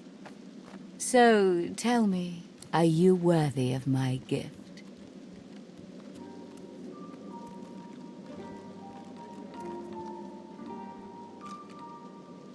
Indeed. This is acceptable. You are nearer the one than most self-described heroes I've known. So, tell me, are you ready for me to grant you your greatest desire? I can't. Not yet. First, you must look into my ring and tell me what you see there. Gaze into the gem, handsome one. She flashes her ring at you, and you stare at the luminescent stone at its center. You are floating on a current of pure source, surrounded by a kaleidoscope of colors and fuzzy images. On the horizon looms a dark silhouette. As you approach, a beam of light washes the shadow away, revealing to you...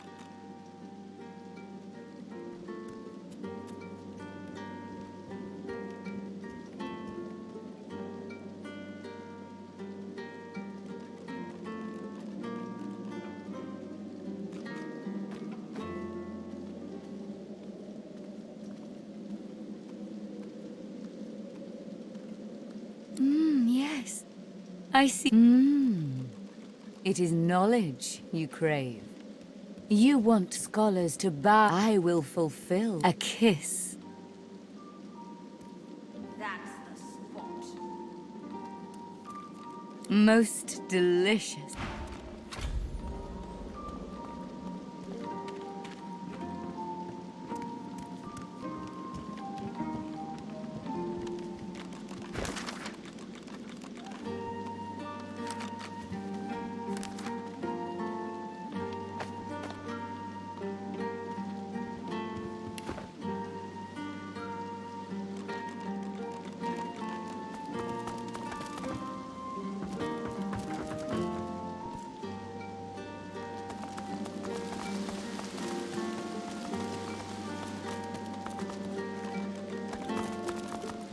Your friends should leave.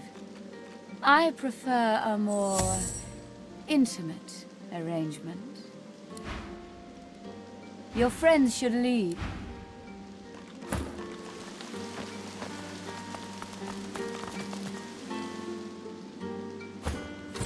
Your friends should leave.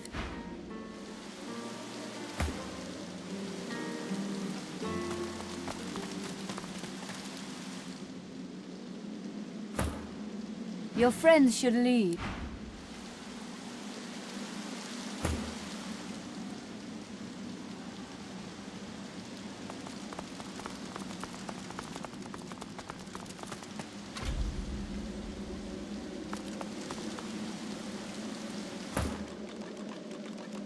Dorothea sees you and heaves a shuddering sigh. She bites into her lower lip with enough force that a drop of blood seeps out. Blood and something else. Something green. Darling, I admit I wish we could share more carnal pleasures. Yet I think a kiss is the height of intimacy. Now come closer and receive your soul's desire. You draw closer and close your eyes, eager to feel her lips on yours. Yet her lips do not press against yours, and her hands do not caress your face. She is a woman no longer, but a were-spider.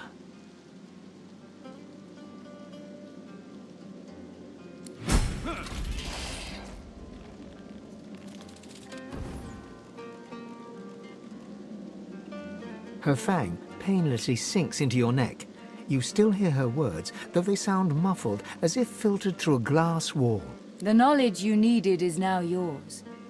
My venom penetrates your mind and lifts your senses. We part ways now. I'll remember this moment. You've seen my true self. There's nothing more to know. She kisses her forefinger, then presses it against your forehead. Now go.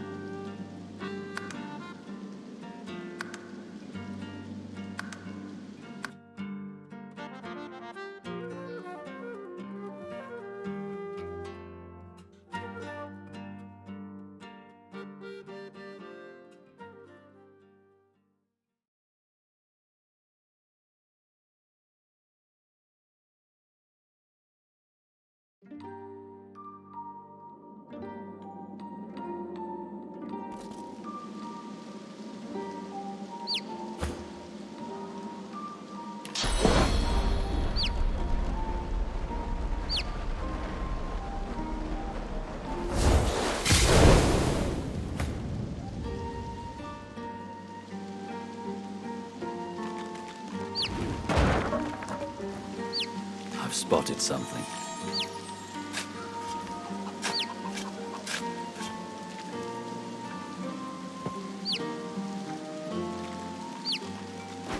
Rubbish.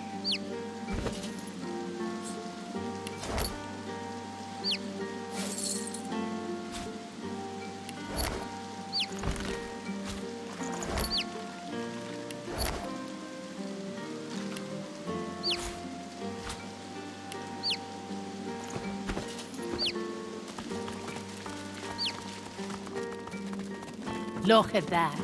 A fresh face. And a pretty little kisser it is, too.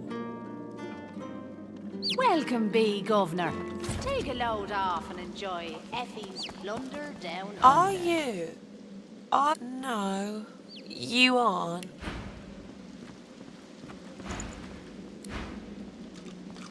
Hail. Such... She draws... Are you worthy of my gift? Indeed. This... Are you ready for me to grant you? I can't. Not yet. Gaze. She flashes. On the horizon looms a dark silhouette. As you approach, a beam of light washes the shadow away. Yes. You desire wealth. To wear the fine... I will fulfill... A kiss. Most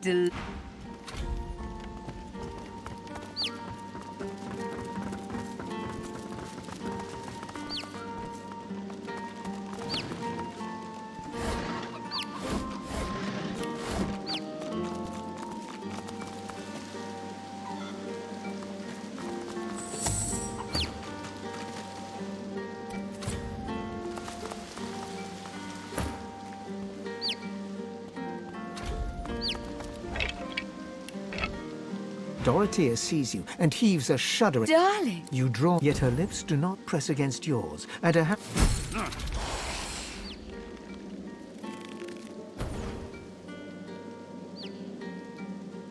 Her fang, pain... You wanted riches. We part ways now.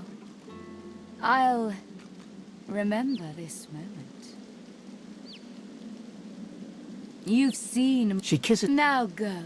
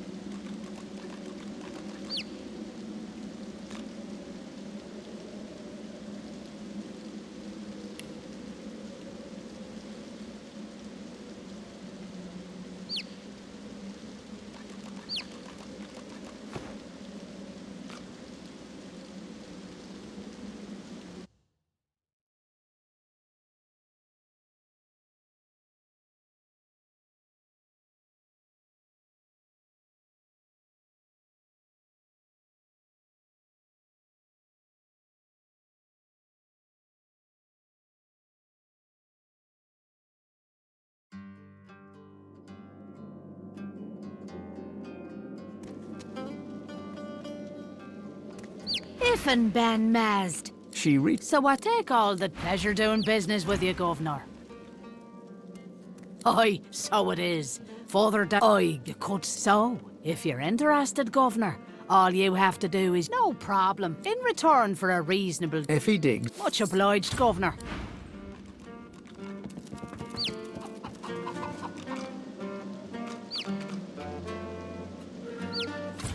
Hail. She draws. Are you handsome? Indeed. Are you ready for me to... I can't gaze. She flashes. On the horizon looms a dark silhouette. As you approach, a beam of light washes the shadow away, revealing to you...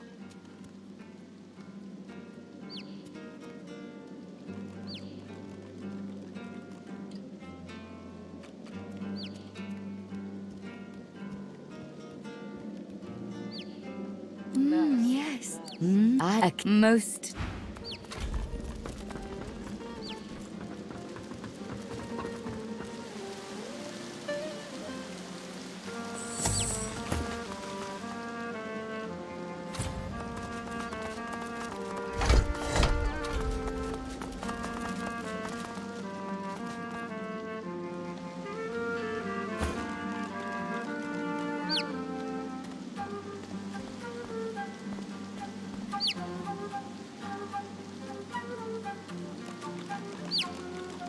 Dorothea sees you and heaves a shuddering sigh. Darling! You draw, yet her lips do not press against yours.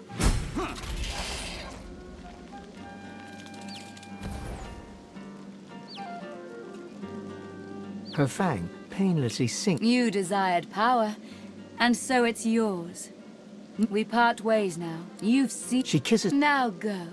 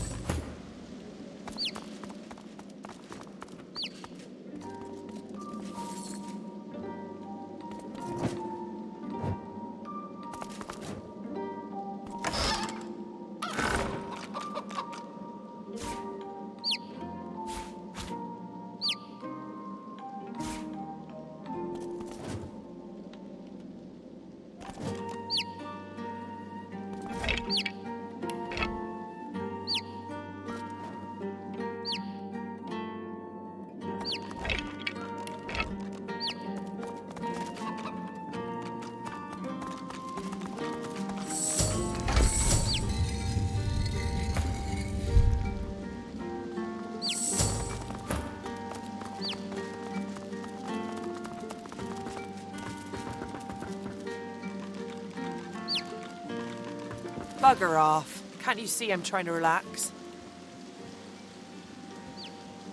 I am preparing. Gotta be calm if I want to storm the joy, don't I?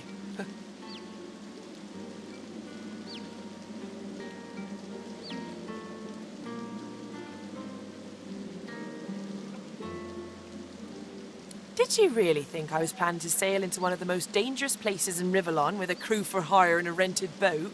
Now, I love butter with all my heart, with all my soul. But I love living with all my everything.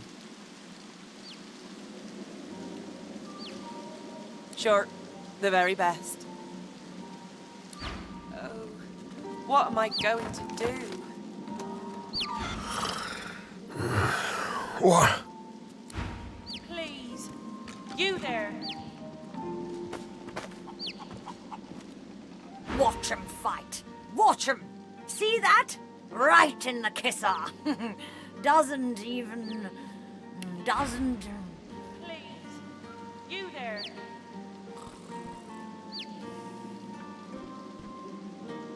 Oh, what am I going to do?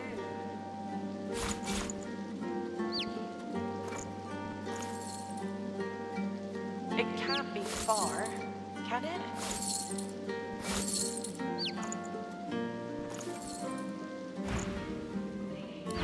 Please, could you help me?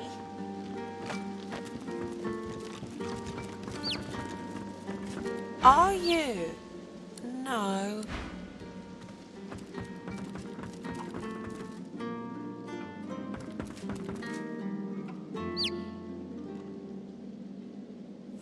The tigers fly, the leopards lie, and you, oh, but I know you, don't I? I have seen you in the night, a lone man in a wicked fog. Just a dream, of course, just a dream.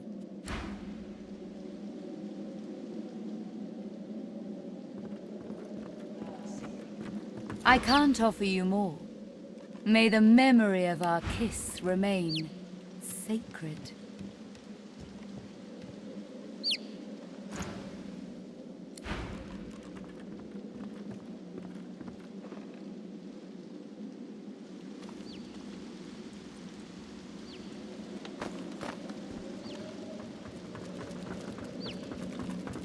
What do you want?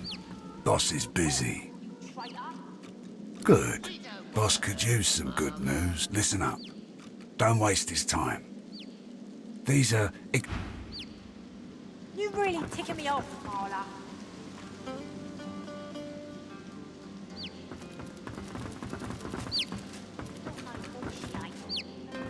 Come on. You're one of us, ain't you? Tell us what happened. I brought you up from girl to woman, Marla. Like you was my own. This... He lifts his right arm, showing a white bandage beneath his ribs. A wet red spot shows through. This ain't the thanks I expected. Who sent you? The formidable dwarf slams his fist on the side table. You hear a loud crack. Enough! Do you know they killed Anhar? Do ya? Start talking sense or I'll take that tongue right out of your mouth and fry it for supper. Barnes, Cade, get her to talk or bleed her out. She ain't one of mine anymore. His sneer travels from the restrained dwarf to you. And you. You better have a damn good reason for coming here.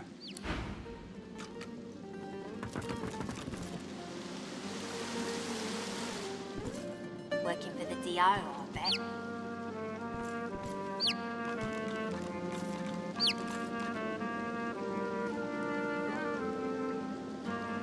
Brave lad. All sitting here now.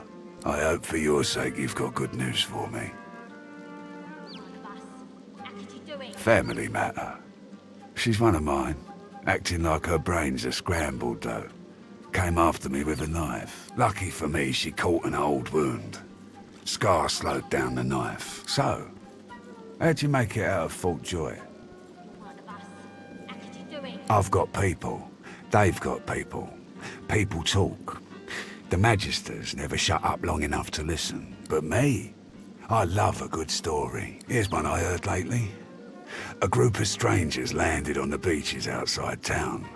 Meister Seaver's people. You one of her little seekers? Chasing down Godwoken and begging them to save us all? Tell the truth now. Who was it that sent you? So? What do you want? Reckon I do. Knowing Siva, she sent you looking for sorcerers, I bet. I could help you. But last I heard, you was working for the Magisters. Big shots at the boats. Now, why in the name of all the hurts would I help a worm like that?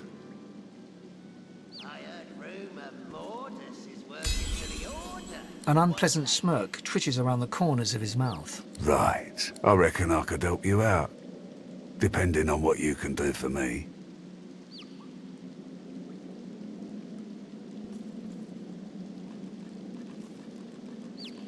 He gestures towards the bandage across his side. Had a bit of family trouble lately. My girl Marla got it in her head to come after me with a short blade. That ain't like Marla. Ain't like her to pull the silent treatment either. Something's going on. And wouldn't you know it, that blade she used wasn't any normal bit of steel. Belonged to another of my people. Guy's name is Mordus. Bit of a loner, but smart as hell. I sent a few guys to go check on him, see if he knew what had got into Marla, but no one can find him. I'd like a word with the guy.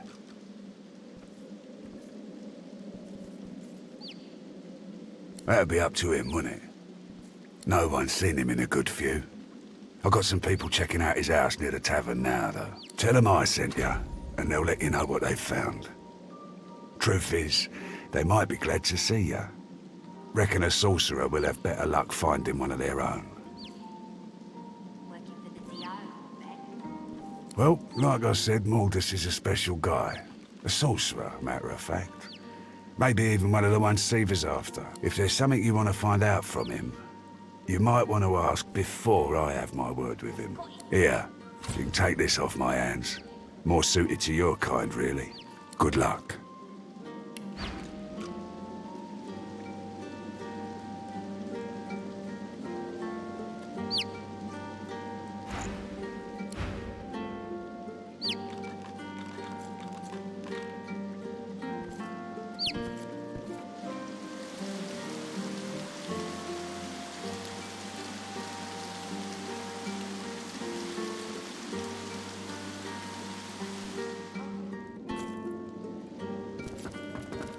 Better not be giving Boss a hard time.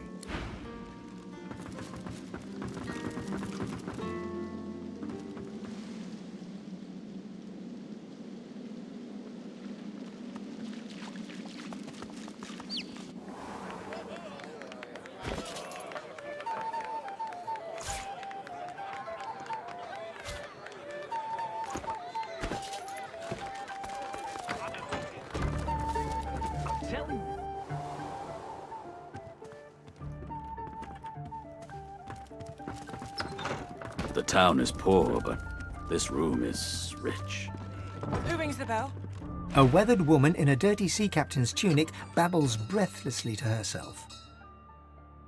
The bell rings a warning and the tide is on the turn. And I without my compass. The ship is in the locker. On the bottom in the rocky shallows. And all are drowned but me. And yet, can you hear? The bell rings on. The bell haunts me yet, and it would drive me mad. Then you're an idiot. Perhaps I am already mad. But I swear I hear the bells. Please, make it stop.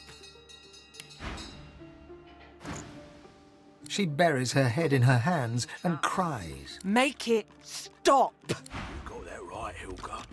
A ghostly seaman stares at the captain, his lip curled in a malevolent grin, his eyes wide with hate, and all the time he rings his bell. He registers your presence. His head swivels towards you. Spoke to the lady captain, didn't you? I seen you cozying up. Are you her man, or sail you with us?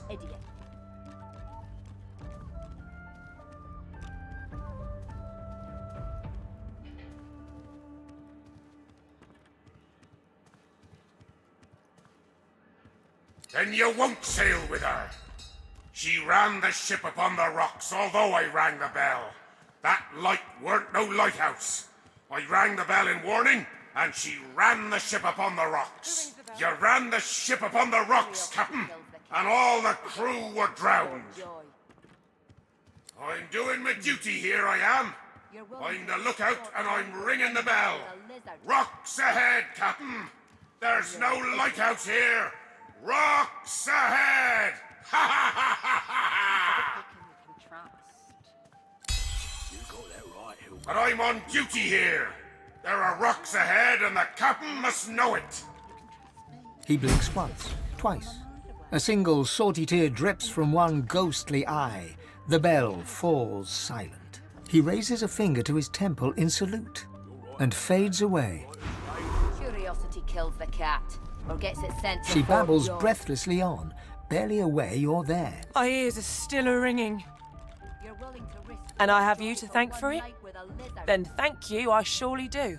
That accursed bell lies with the Peacemaker, on the bottom in the rocky shallows. My compass lies there too.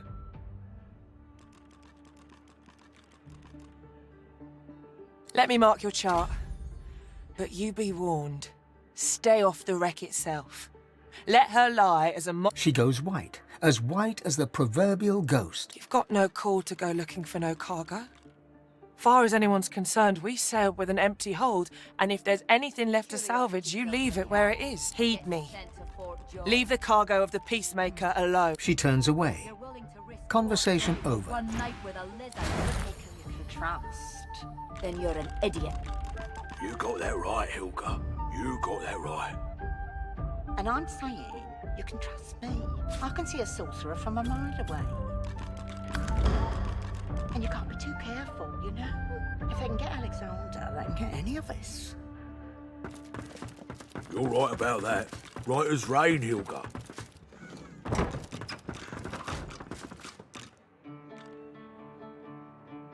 Curiosity kills the cat, or gets it sent to Fort Joy. You're willing to risk Fort Joy for one night with a lizard? Then you're an idiot.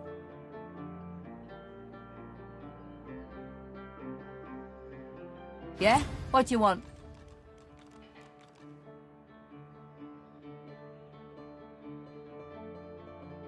Yeah, right. I'm too busy right now to arrest you.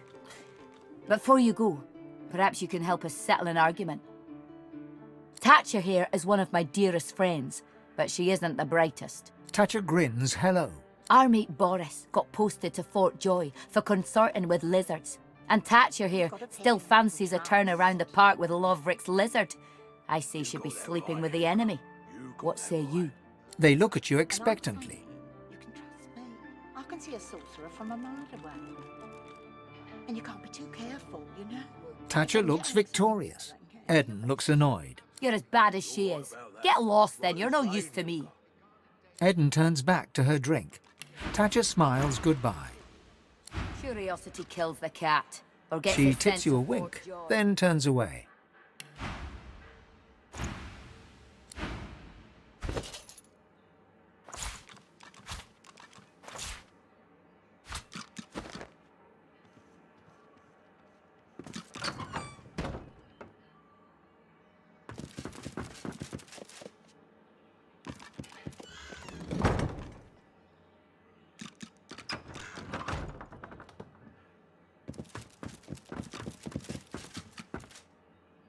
Curiosity kills the cat, or gets it sent to Fort Joy.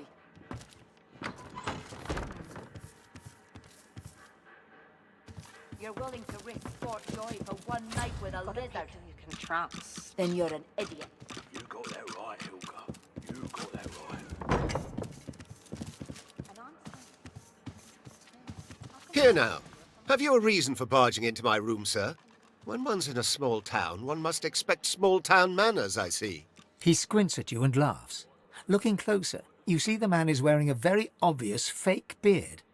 Behind the atrocious fox hair, you recognize the mischievous twinkling eyes of a lone wolf. Callow.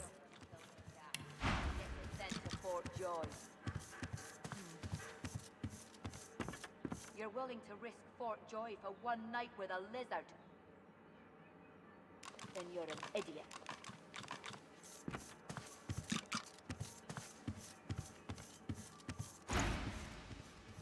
Iffin, forgive my style. I look a right pickled pepper pot, don't I? Why do you think? Why do we ever do any of the ridiculous stuff we do? It's for a contract. Oh, nice job on Alexander, by the way. That'll net you a pretty penny, I'd wager.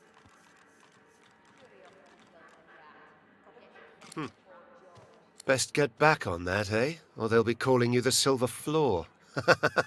So what next? Grapevine says you know the whereabouts of more Godwoken. Guess you'll be taking them on over Roost's Way, eh?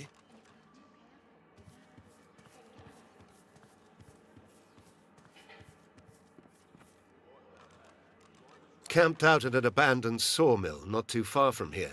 Baron hunkers down and sketches a rough map from your present location on the floor using an apple, some playing cards, and a fistful of threads pulled up from the carpet. Suppose you'd best get moving, huh?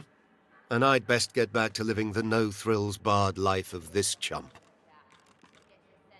Ah, you know how it is. Pretend you own the place and a surprisingly large number of people just go along with it. But I won't lie, the beard does go down well with the ladies. Baron laughs and swats you away. Hear that? Roosts camped out at the sawmill.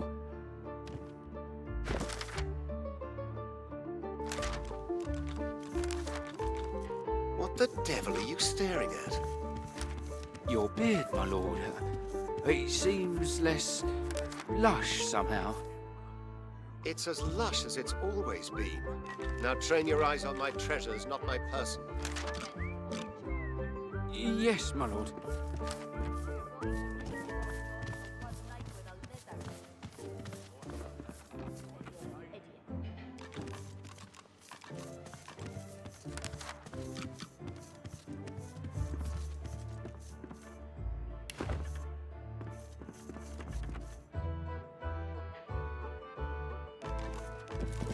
Better watch yourself, lad. Got greedy eyes on you. I am Baron Levere. I am Baron Levere, not he. Not he. I am Baron Levere. No, an impostor is he. A lone wolf in my own sheep's clothing. Bejeweled is he with a false name. Draped is his back with a false mantle. Bedecked are his cheeks with a false beard. Murderer, thief, impostor. I am Baron Levere. A rival's revenge? Another merchant's madness? Oh, the fever of gold is reason's bane. But it matters no longer what drove them to daggers. It matters who drove them into my flesh. You who hears the laments of the dead, avenge me. Kill the false baron. Give me back my name. Please, avenge me. Why do you shiver, sir? This room is temperate enough, is it not? Quite so, my lord. Quite so. The trickster formerly known as Callow stands in Baron... Creepy.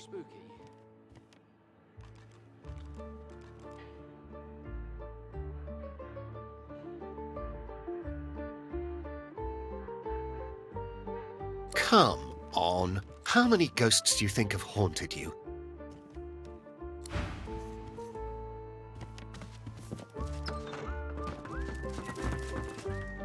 Curiosity killed the cat. Yes, it sends Fort Joy. You're willing to risk Fort Joy for...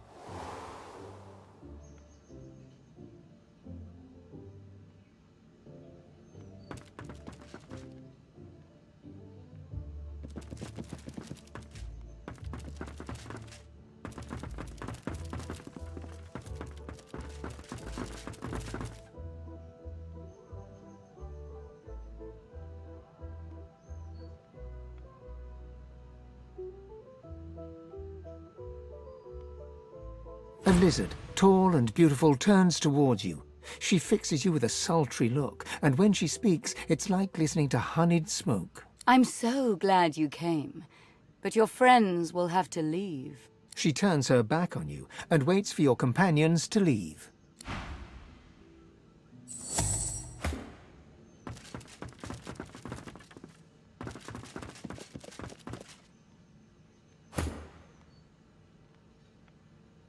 A lizard, tall and... I'm so glad you came. She turns her...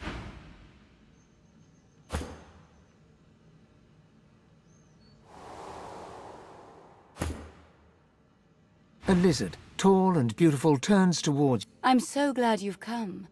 Are you here to water my flowers?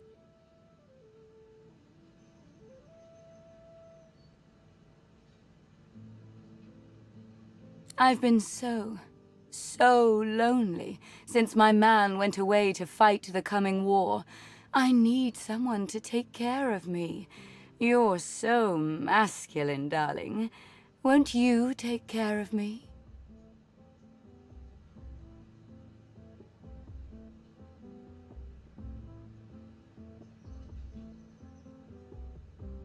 Come on over here, big boy, and I'll tell you. She bats her eyelashes. What I'm thinking.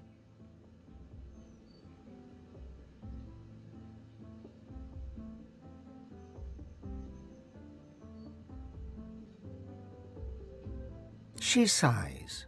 Not in the mood for games? Me neither. So what shall we do? Would you like me to dance for you? Oh, I like a lover who likes the arts. Here we go. A princess was once locked indoors. She looks around at the stone walls of her room, then takes a step towards you. She tended to get very bored. She arches an eyebrow and takes 2 more steps towards you. She stops, lets you come to her. A hunter did save her. She gives you a wry smile that makes her eyes twinkle. And asked for a favor. She drapes her arms around your neck, moves her face so it almost touches yours.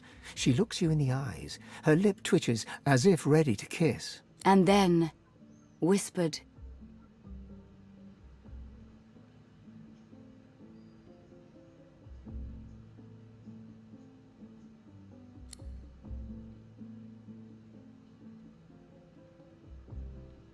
"Oh, darling, I thought you'd never ask." She leans into you and kisses you passionately, her forked tongue probing. She searches your face for the lie, doesn't find it. The compliment touches her. She smiles, reaches for you. She takes you into her arms, into her heart, into her very being. Your world explodes in bliss.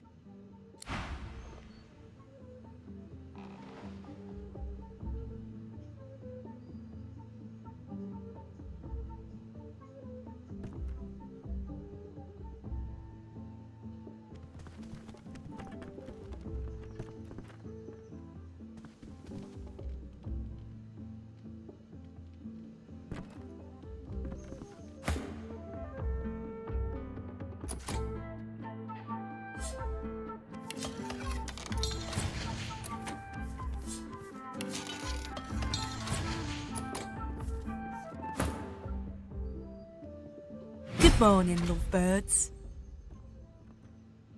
The swaggering rowdy stops dead in her tracks, a look of dubious recognition on her filthy face. She smiles uncertainly, gold teeth flashing for the briefest moment. What the? Ifan? No little birdies told me you were back in town. You, no Gil. Can't deny it. And the guests can't deny that it's worth it too. But you're no guest. Welcome home. Come on, boys. Let's give Ifan some privacy and head on out to wait for the next guest. Oh, and Ifan, if you see any chumps down there who could do with a lighter purse, send them this away, for old time's sake.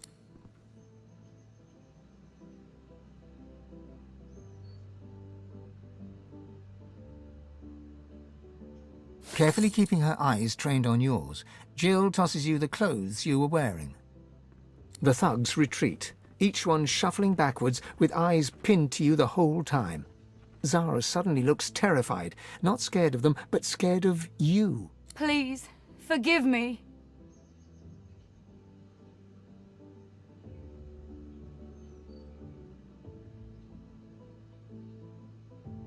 She's relieved.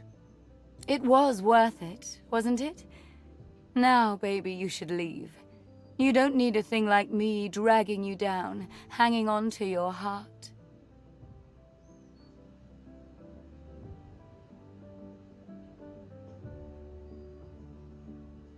Oh. She pouts.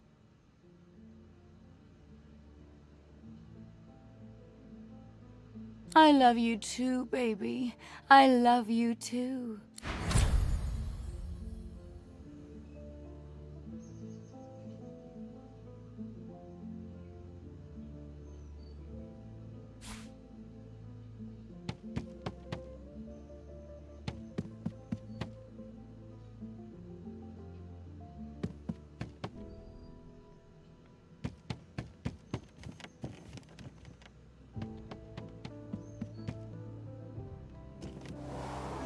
Quite so, quite so.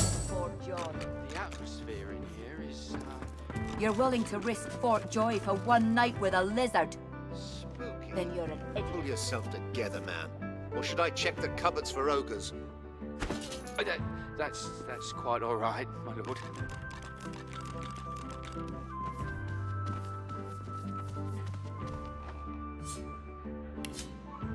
You've got to pick who you can trust. You got that right, Hilka. You got that right. And I'm saying you can trust me. I can see a sorcerer from a mile away. Curiosity kills the cat. And you can't be Get too it sent to careful, Fort you know? Joy. If they can get Alexander, they can get any of us. You're willing to risk Fort All right Joy for about that. one night with Right a as lizard? rain, Hilka. Then you're an idiot.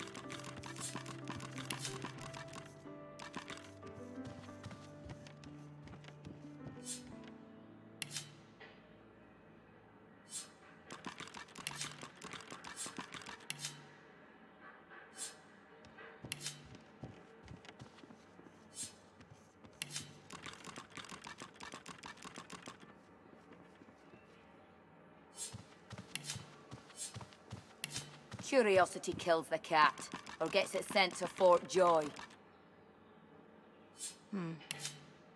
You're willing to risk Fort Joy for one night with a lizard? Then you're an idiot. What on earth is that noise? That would be my stomach, my lord. You've got to pick Perhaps who I you can could trust. go downstairs for a bit of stew? You got that right, Hilka. Absolutely You got not. that right. The coffers, man.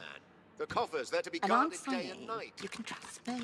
I can see a sorcerer from a mile away. Of course, my lord. And you can't be too careful, you know? If they can get Alexander, they can get any of us. Curiosity kills the cat, You're or gets right it about sent that. to Fort Right Joy. as rain, Hilka. You're willing to risk Fort Joy for one night with a lizard? Then you're an idiot.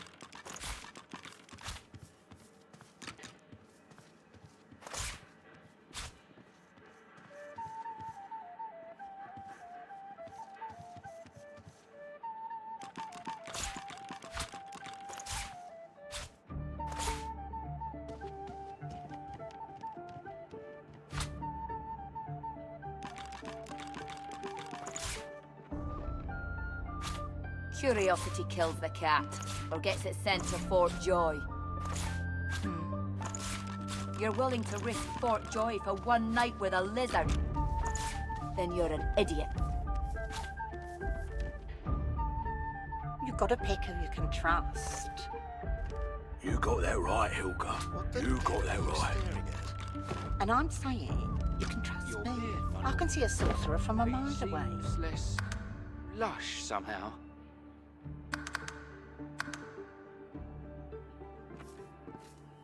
And you can't be too careful, you know? If they can get Alexander, they can get any of us. You're right about that. Right as rain. Yes, Curiosity kills the cat, or gets it sent to Fort Joy. You're willing to risk Fort Joy for one night with a lizard? Then you're an idiot.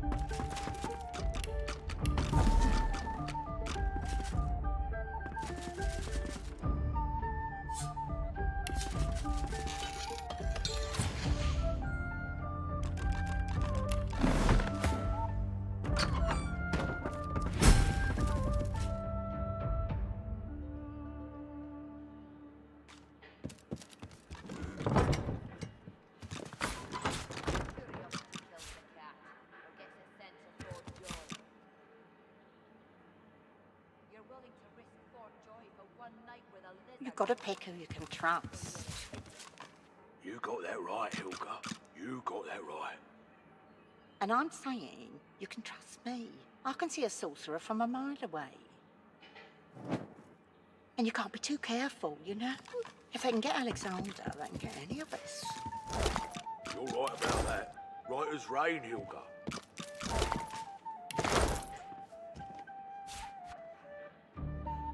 Why do you shiver, sir? Curiosity This room kills is the tempted, cat, not is or it gets not? it sent to Fort Joy. Quite so, my lord. Quite so. You're willing to risk Fort Joy for one night with a lizard. Spooky. Then you're an idiot. Spooky? Pull yourself together, man. Or should I check the cupboards for ogres? That's quite all right, my lord.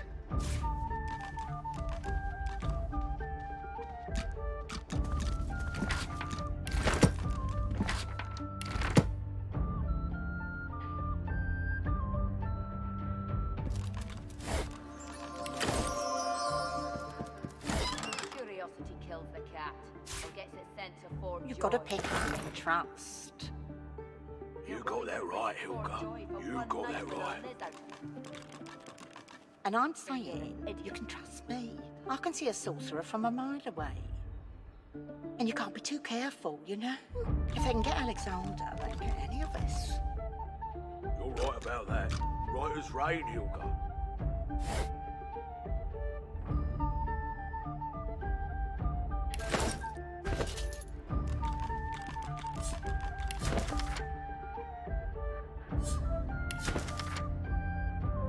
Curiosity kills the cat, or gets it sent to Fort Joy. You're willing to risk Fort Joy for one night with a lizard. What on earth is that You're an noise? idiot. That would be my stomach, my lord. Perhaps I could go downstairs for a bit of stew? Absolutely not. The coffers, man. The coffers, they're to be guarded day and night. Yes, of course. Of course, my lord.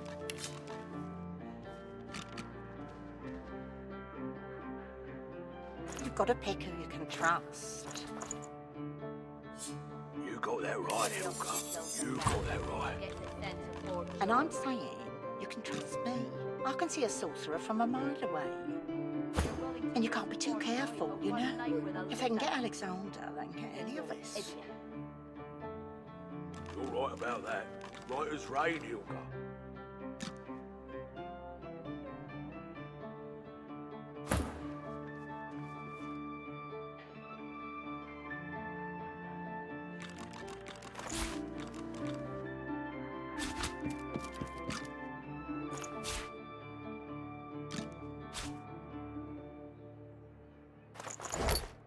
Curiosity kills the cat, or gets it sent to Fort Joy. You're willing to risk Fort Joy for one night with a lizard. Then you're an idiot.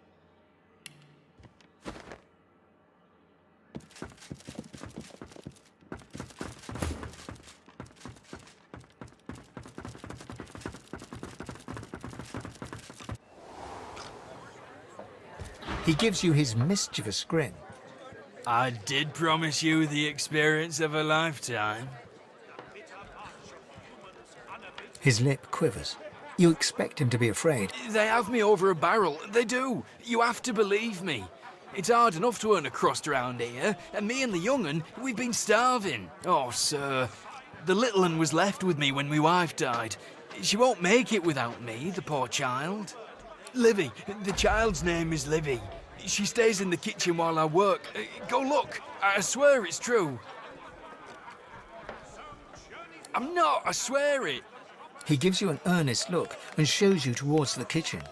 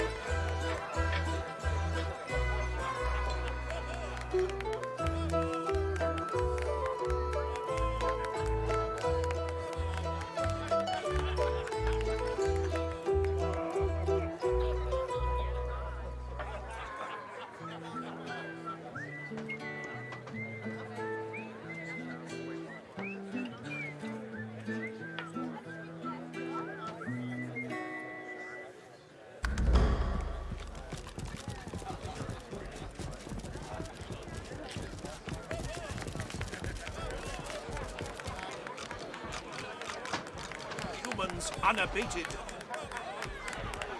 This world of war and cruelty they create. Wivlia's hatred for you seems...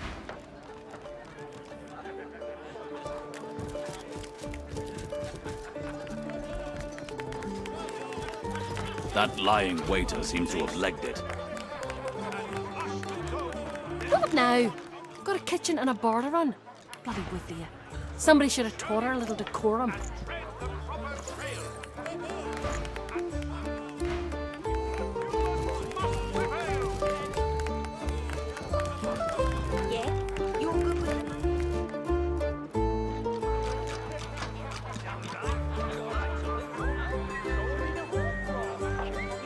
Ah, finally! Your I'll have a bowl of the house stew, if you please. Ah, you truly are my saviour. He inhales deeply over the stew, savouring the scent of it, then scoops up a large chunk of meat and swallows it down, seemingly without chewing. He pauses in anticipation, then frowns. Rather disappointing, isn't it? After all I've been through, yet another tragedy. He lowers his gaze, then looks up at you expectantly.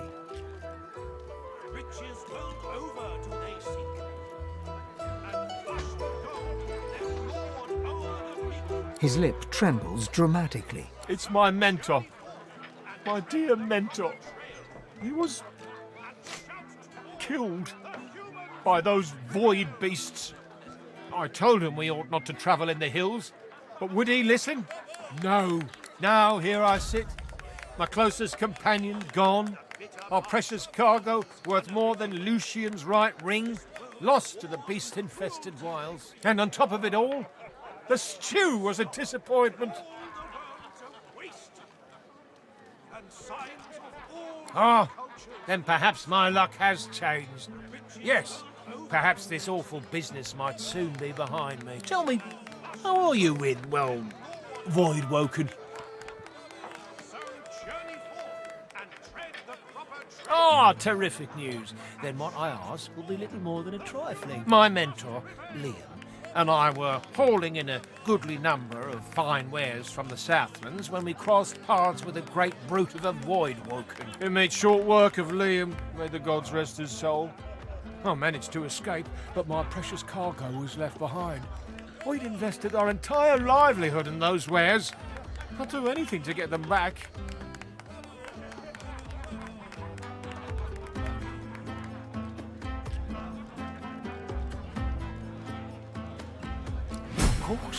Of course.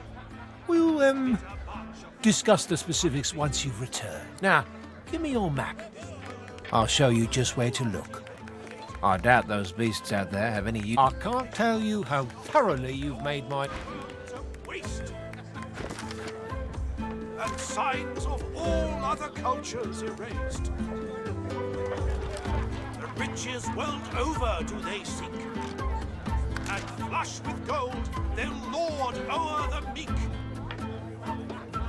So journey forth and tread the proper trail, and shout to all, the humans must prevail!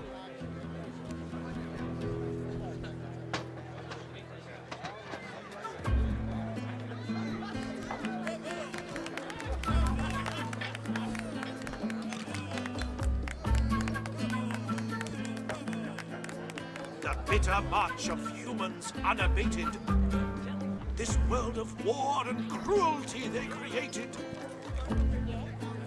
they shall not stop till all the world's a waste, and signs of all other cultures erased. The riches world over do they seek.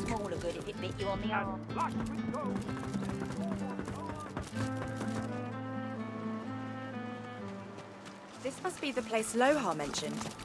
It looks unassuming enough.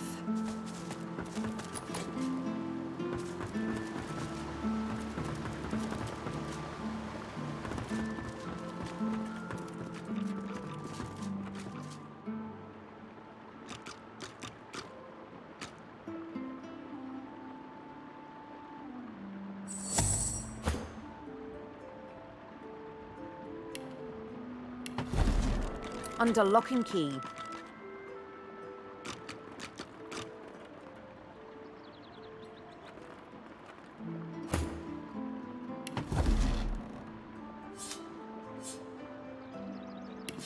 I'll need to get clever with this lock.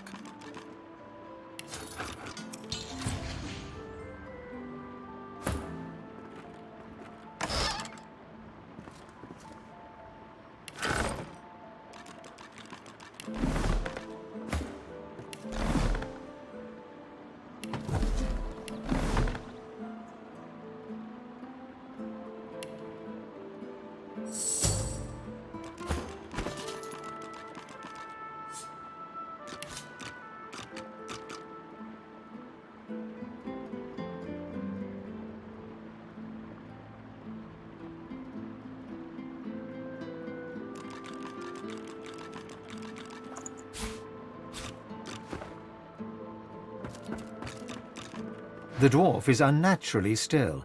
You might mistake her for a corpse, where she calmly opens her left eye, then her right. What do you want? The dwarf unfolds her arms and shoots to her feet. All right, human. Right, glad Lohar ain't left us here to wither. Those brutes are taking their sweet time down there. I gotta send word soon.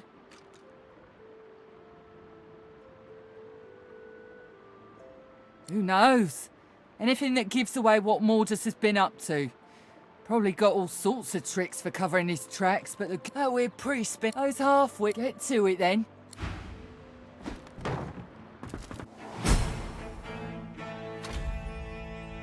Maybe if we had a crowbar. You think a crowbar would open this thing? Huh? You got rocks knocking around that What's noggin this? of yours. I found something. We'd have more luck asking Duna to open it for us than for it to budge by our own hands. There we go. Door's opening. By Duna's dagger. You here to free us or kill us? The male dwarf pauses, then gives a worried look to his companion.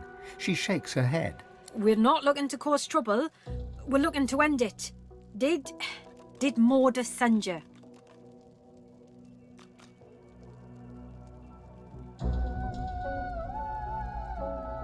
The male dwarf expels 2 lungfuls of air and glances happily at his companion. We've only been fretting here for a few hours, but it's felt like days. That snot-nosed priest's as slippery as a snake in an oil drum. Ain't found nothing that lets on what Mordus is up to. Only thing we managed were to close that door and get us stuck. And if there's another door out there, never could find it. Lohar ain't gonna be pleased. Ain't no telling where that priest has gone to. Started acting all funny not so long ago, then flew the coop. Well, at first, he was just buddying around with Lohar and the rest, you know. But then he'd start looking all sickly and run off for a day or two. Then some stranger tried taking old Lohar down, but got himself caught and tied up. Ain't no coincidence Mordus went hanging around then. She taps a finger against her forehead. A woman knows things. Nothing's getting past me. Best we head off then. We've got business to attend to.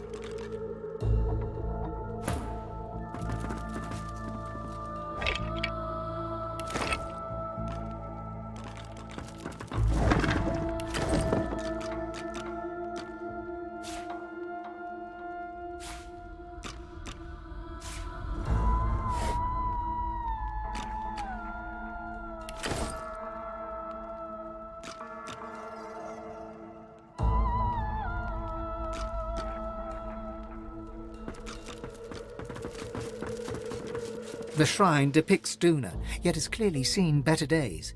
Scratches and fissures deface its exterior. and its eyes of the stone is cold against your palm. You scrape your knee on the wooden floor. Careful now. That's a trap.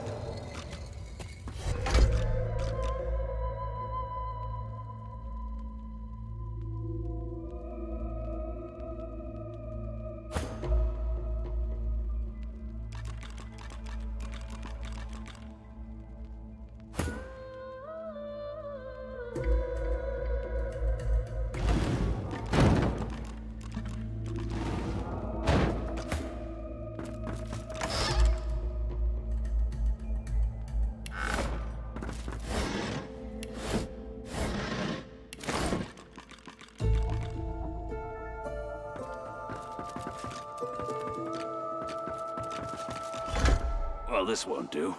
If I can get stuck, then I can get unstuck.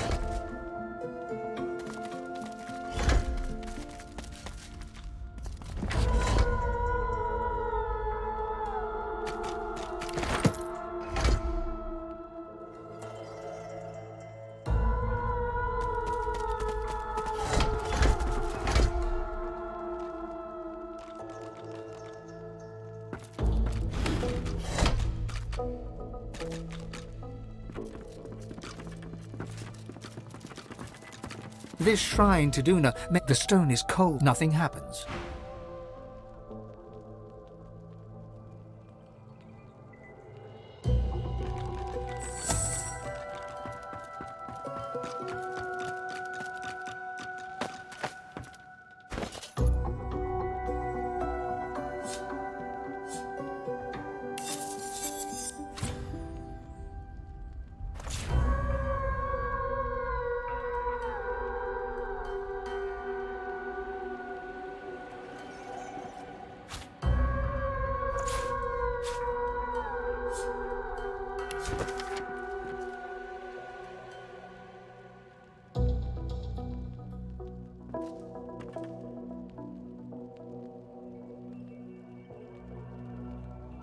Lohar will want to know of this.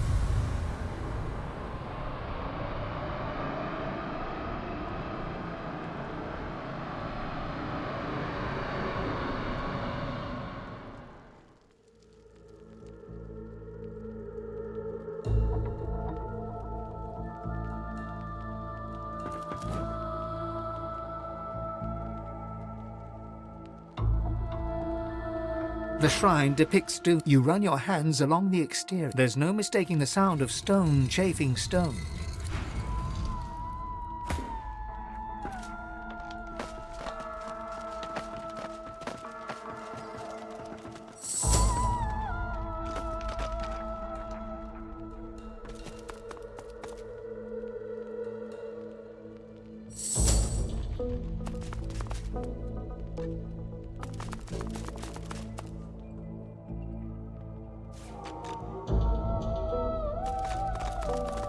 I've spotted something.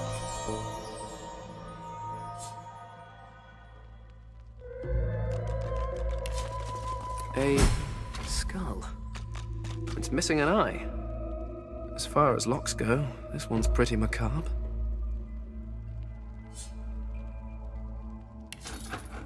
Nice. Seems like I've got a real talent for this.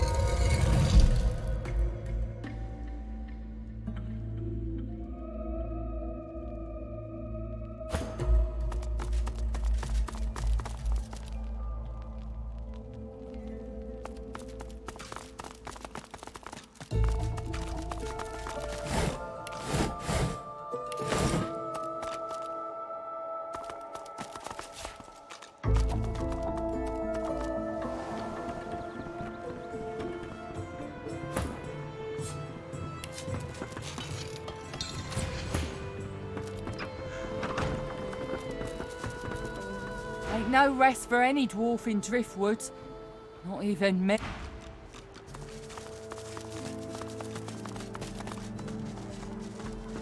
This world of war and cruelty.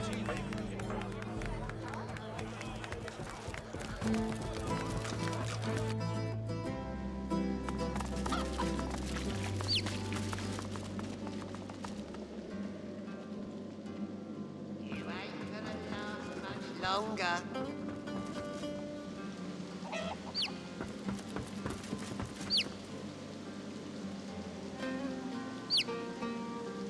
Better get out there before Maldus makes it all the way past Arks. I asked you for a man, not a note. He takes the letter from your hands and reads it quickly, face hardening with anger as he reaches the end. Bloody goddamn spit-sucking weasel! This is bad. Not just for me and mine. Not just for you and yours. This is bad. For everyone.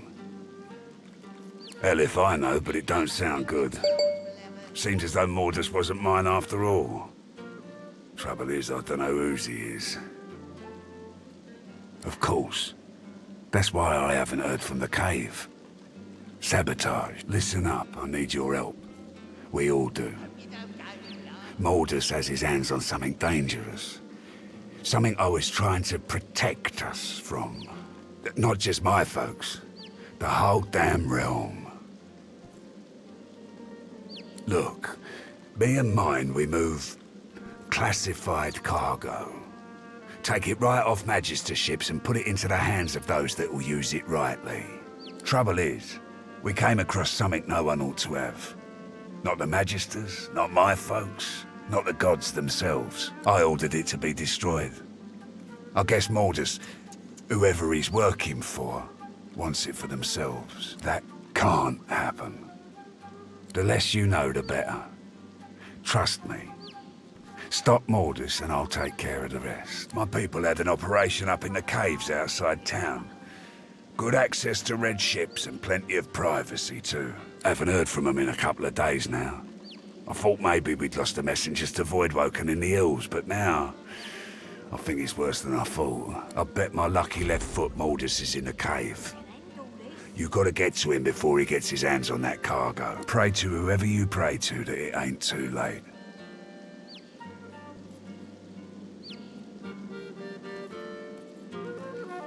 Finally, someone with a little sense around here. Give me your map. I'll show you where we were operating, where I think Mordus will be. I don't want to know what'll happen if he gets what he's after.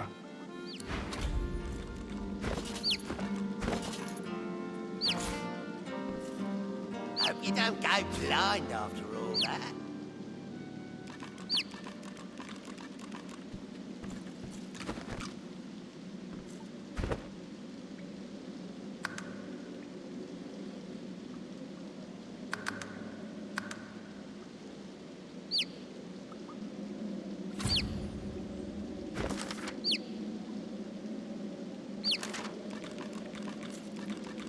You can end all this.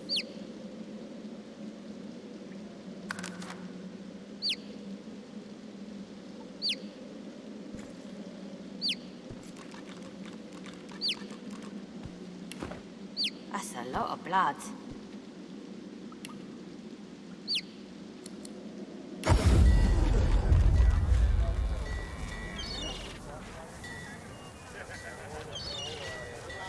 Keeping it together, Bree.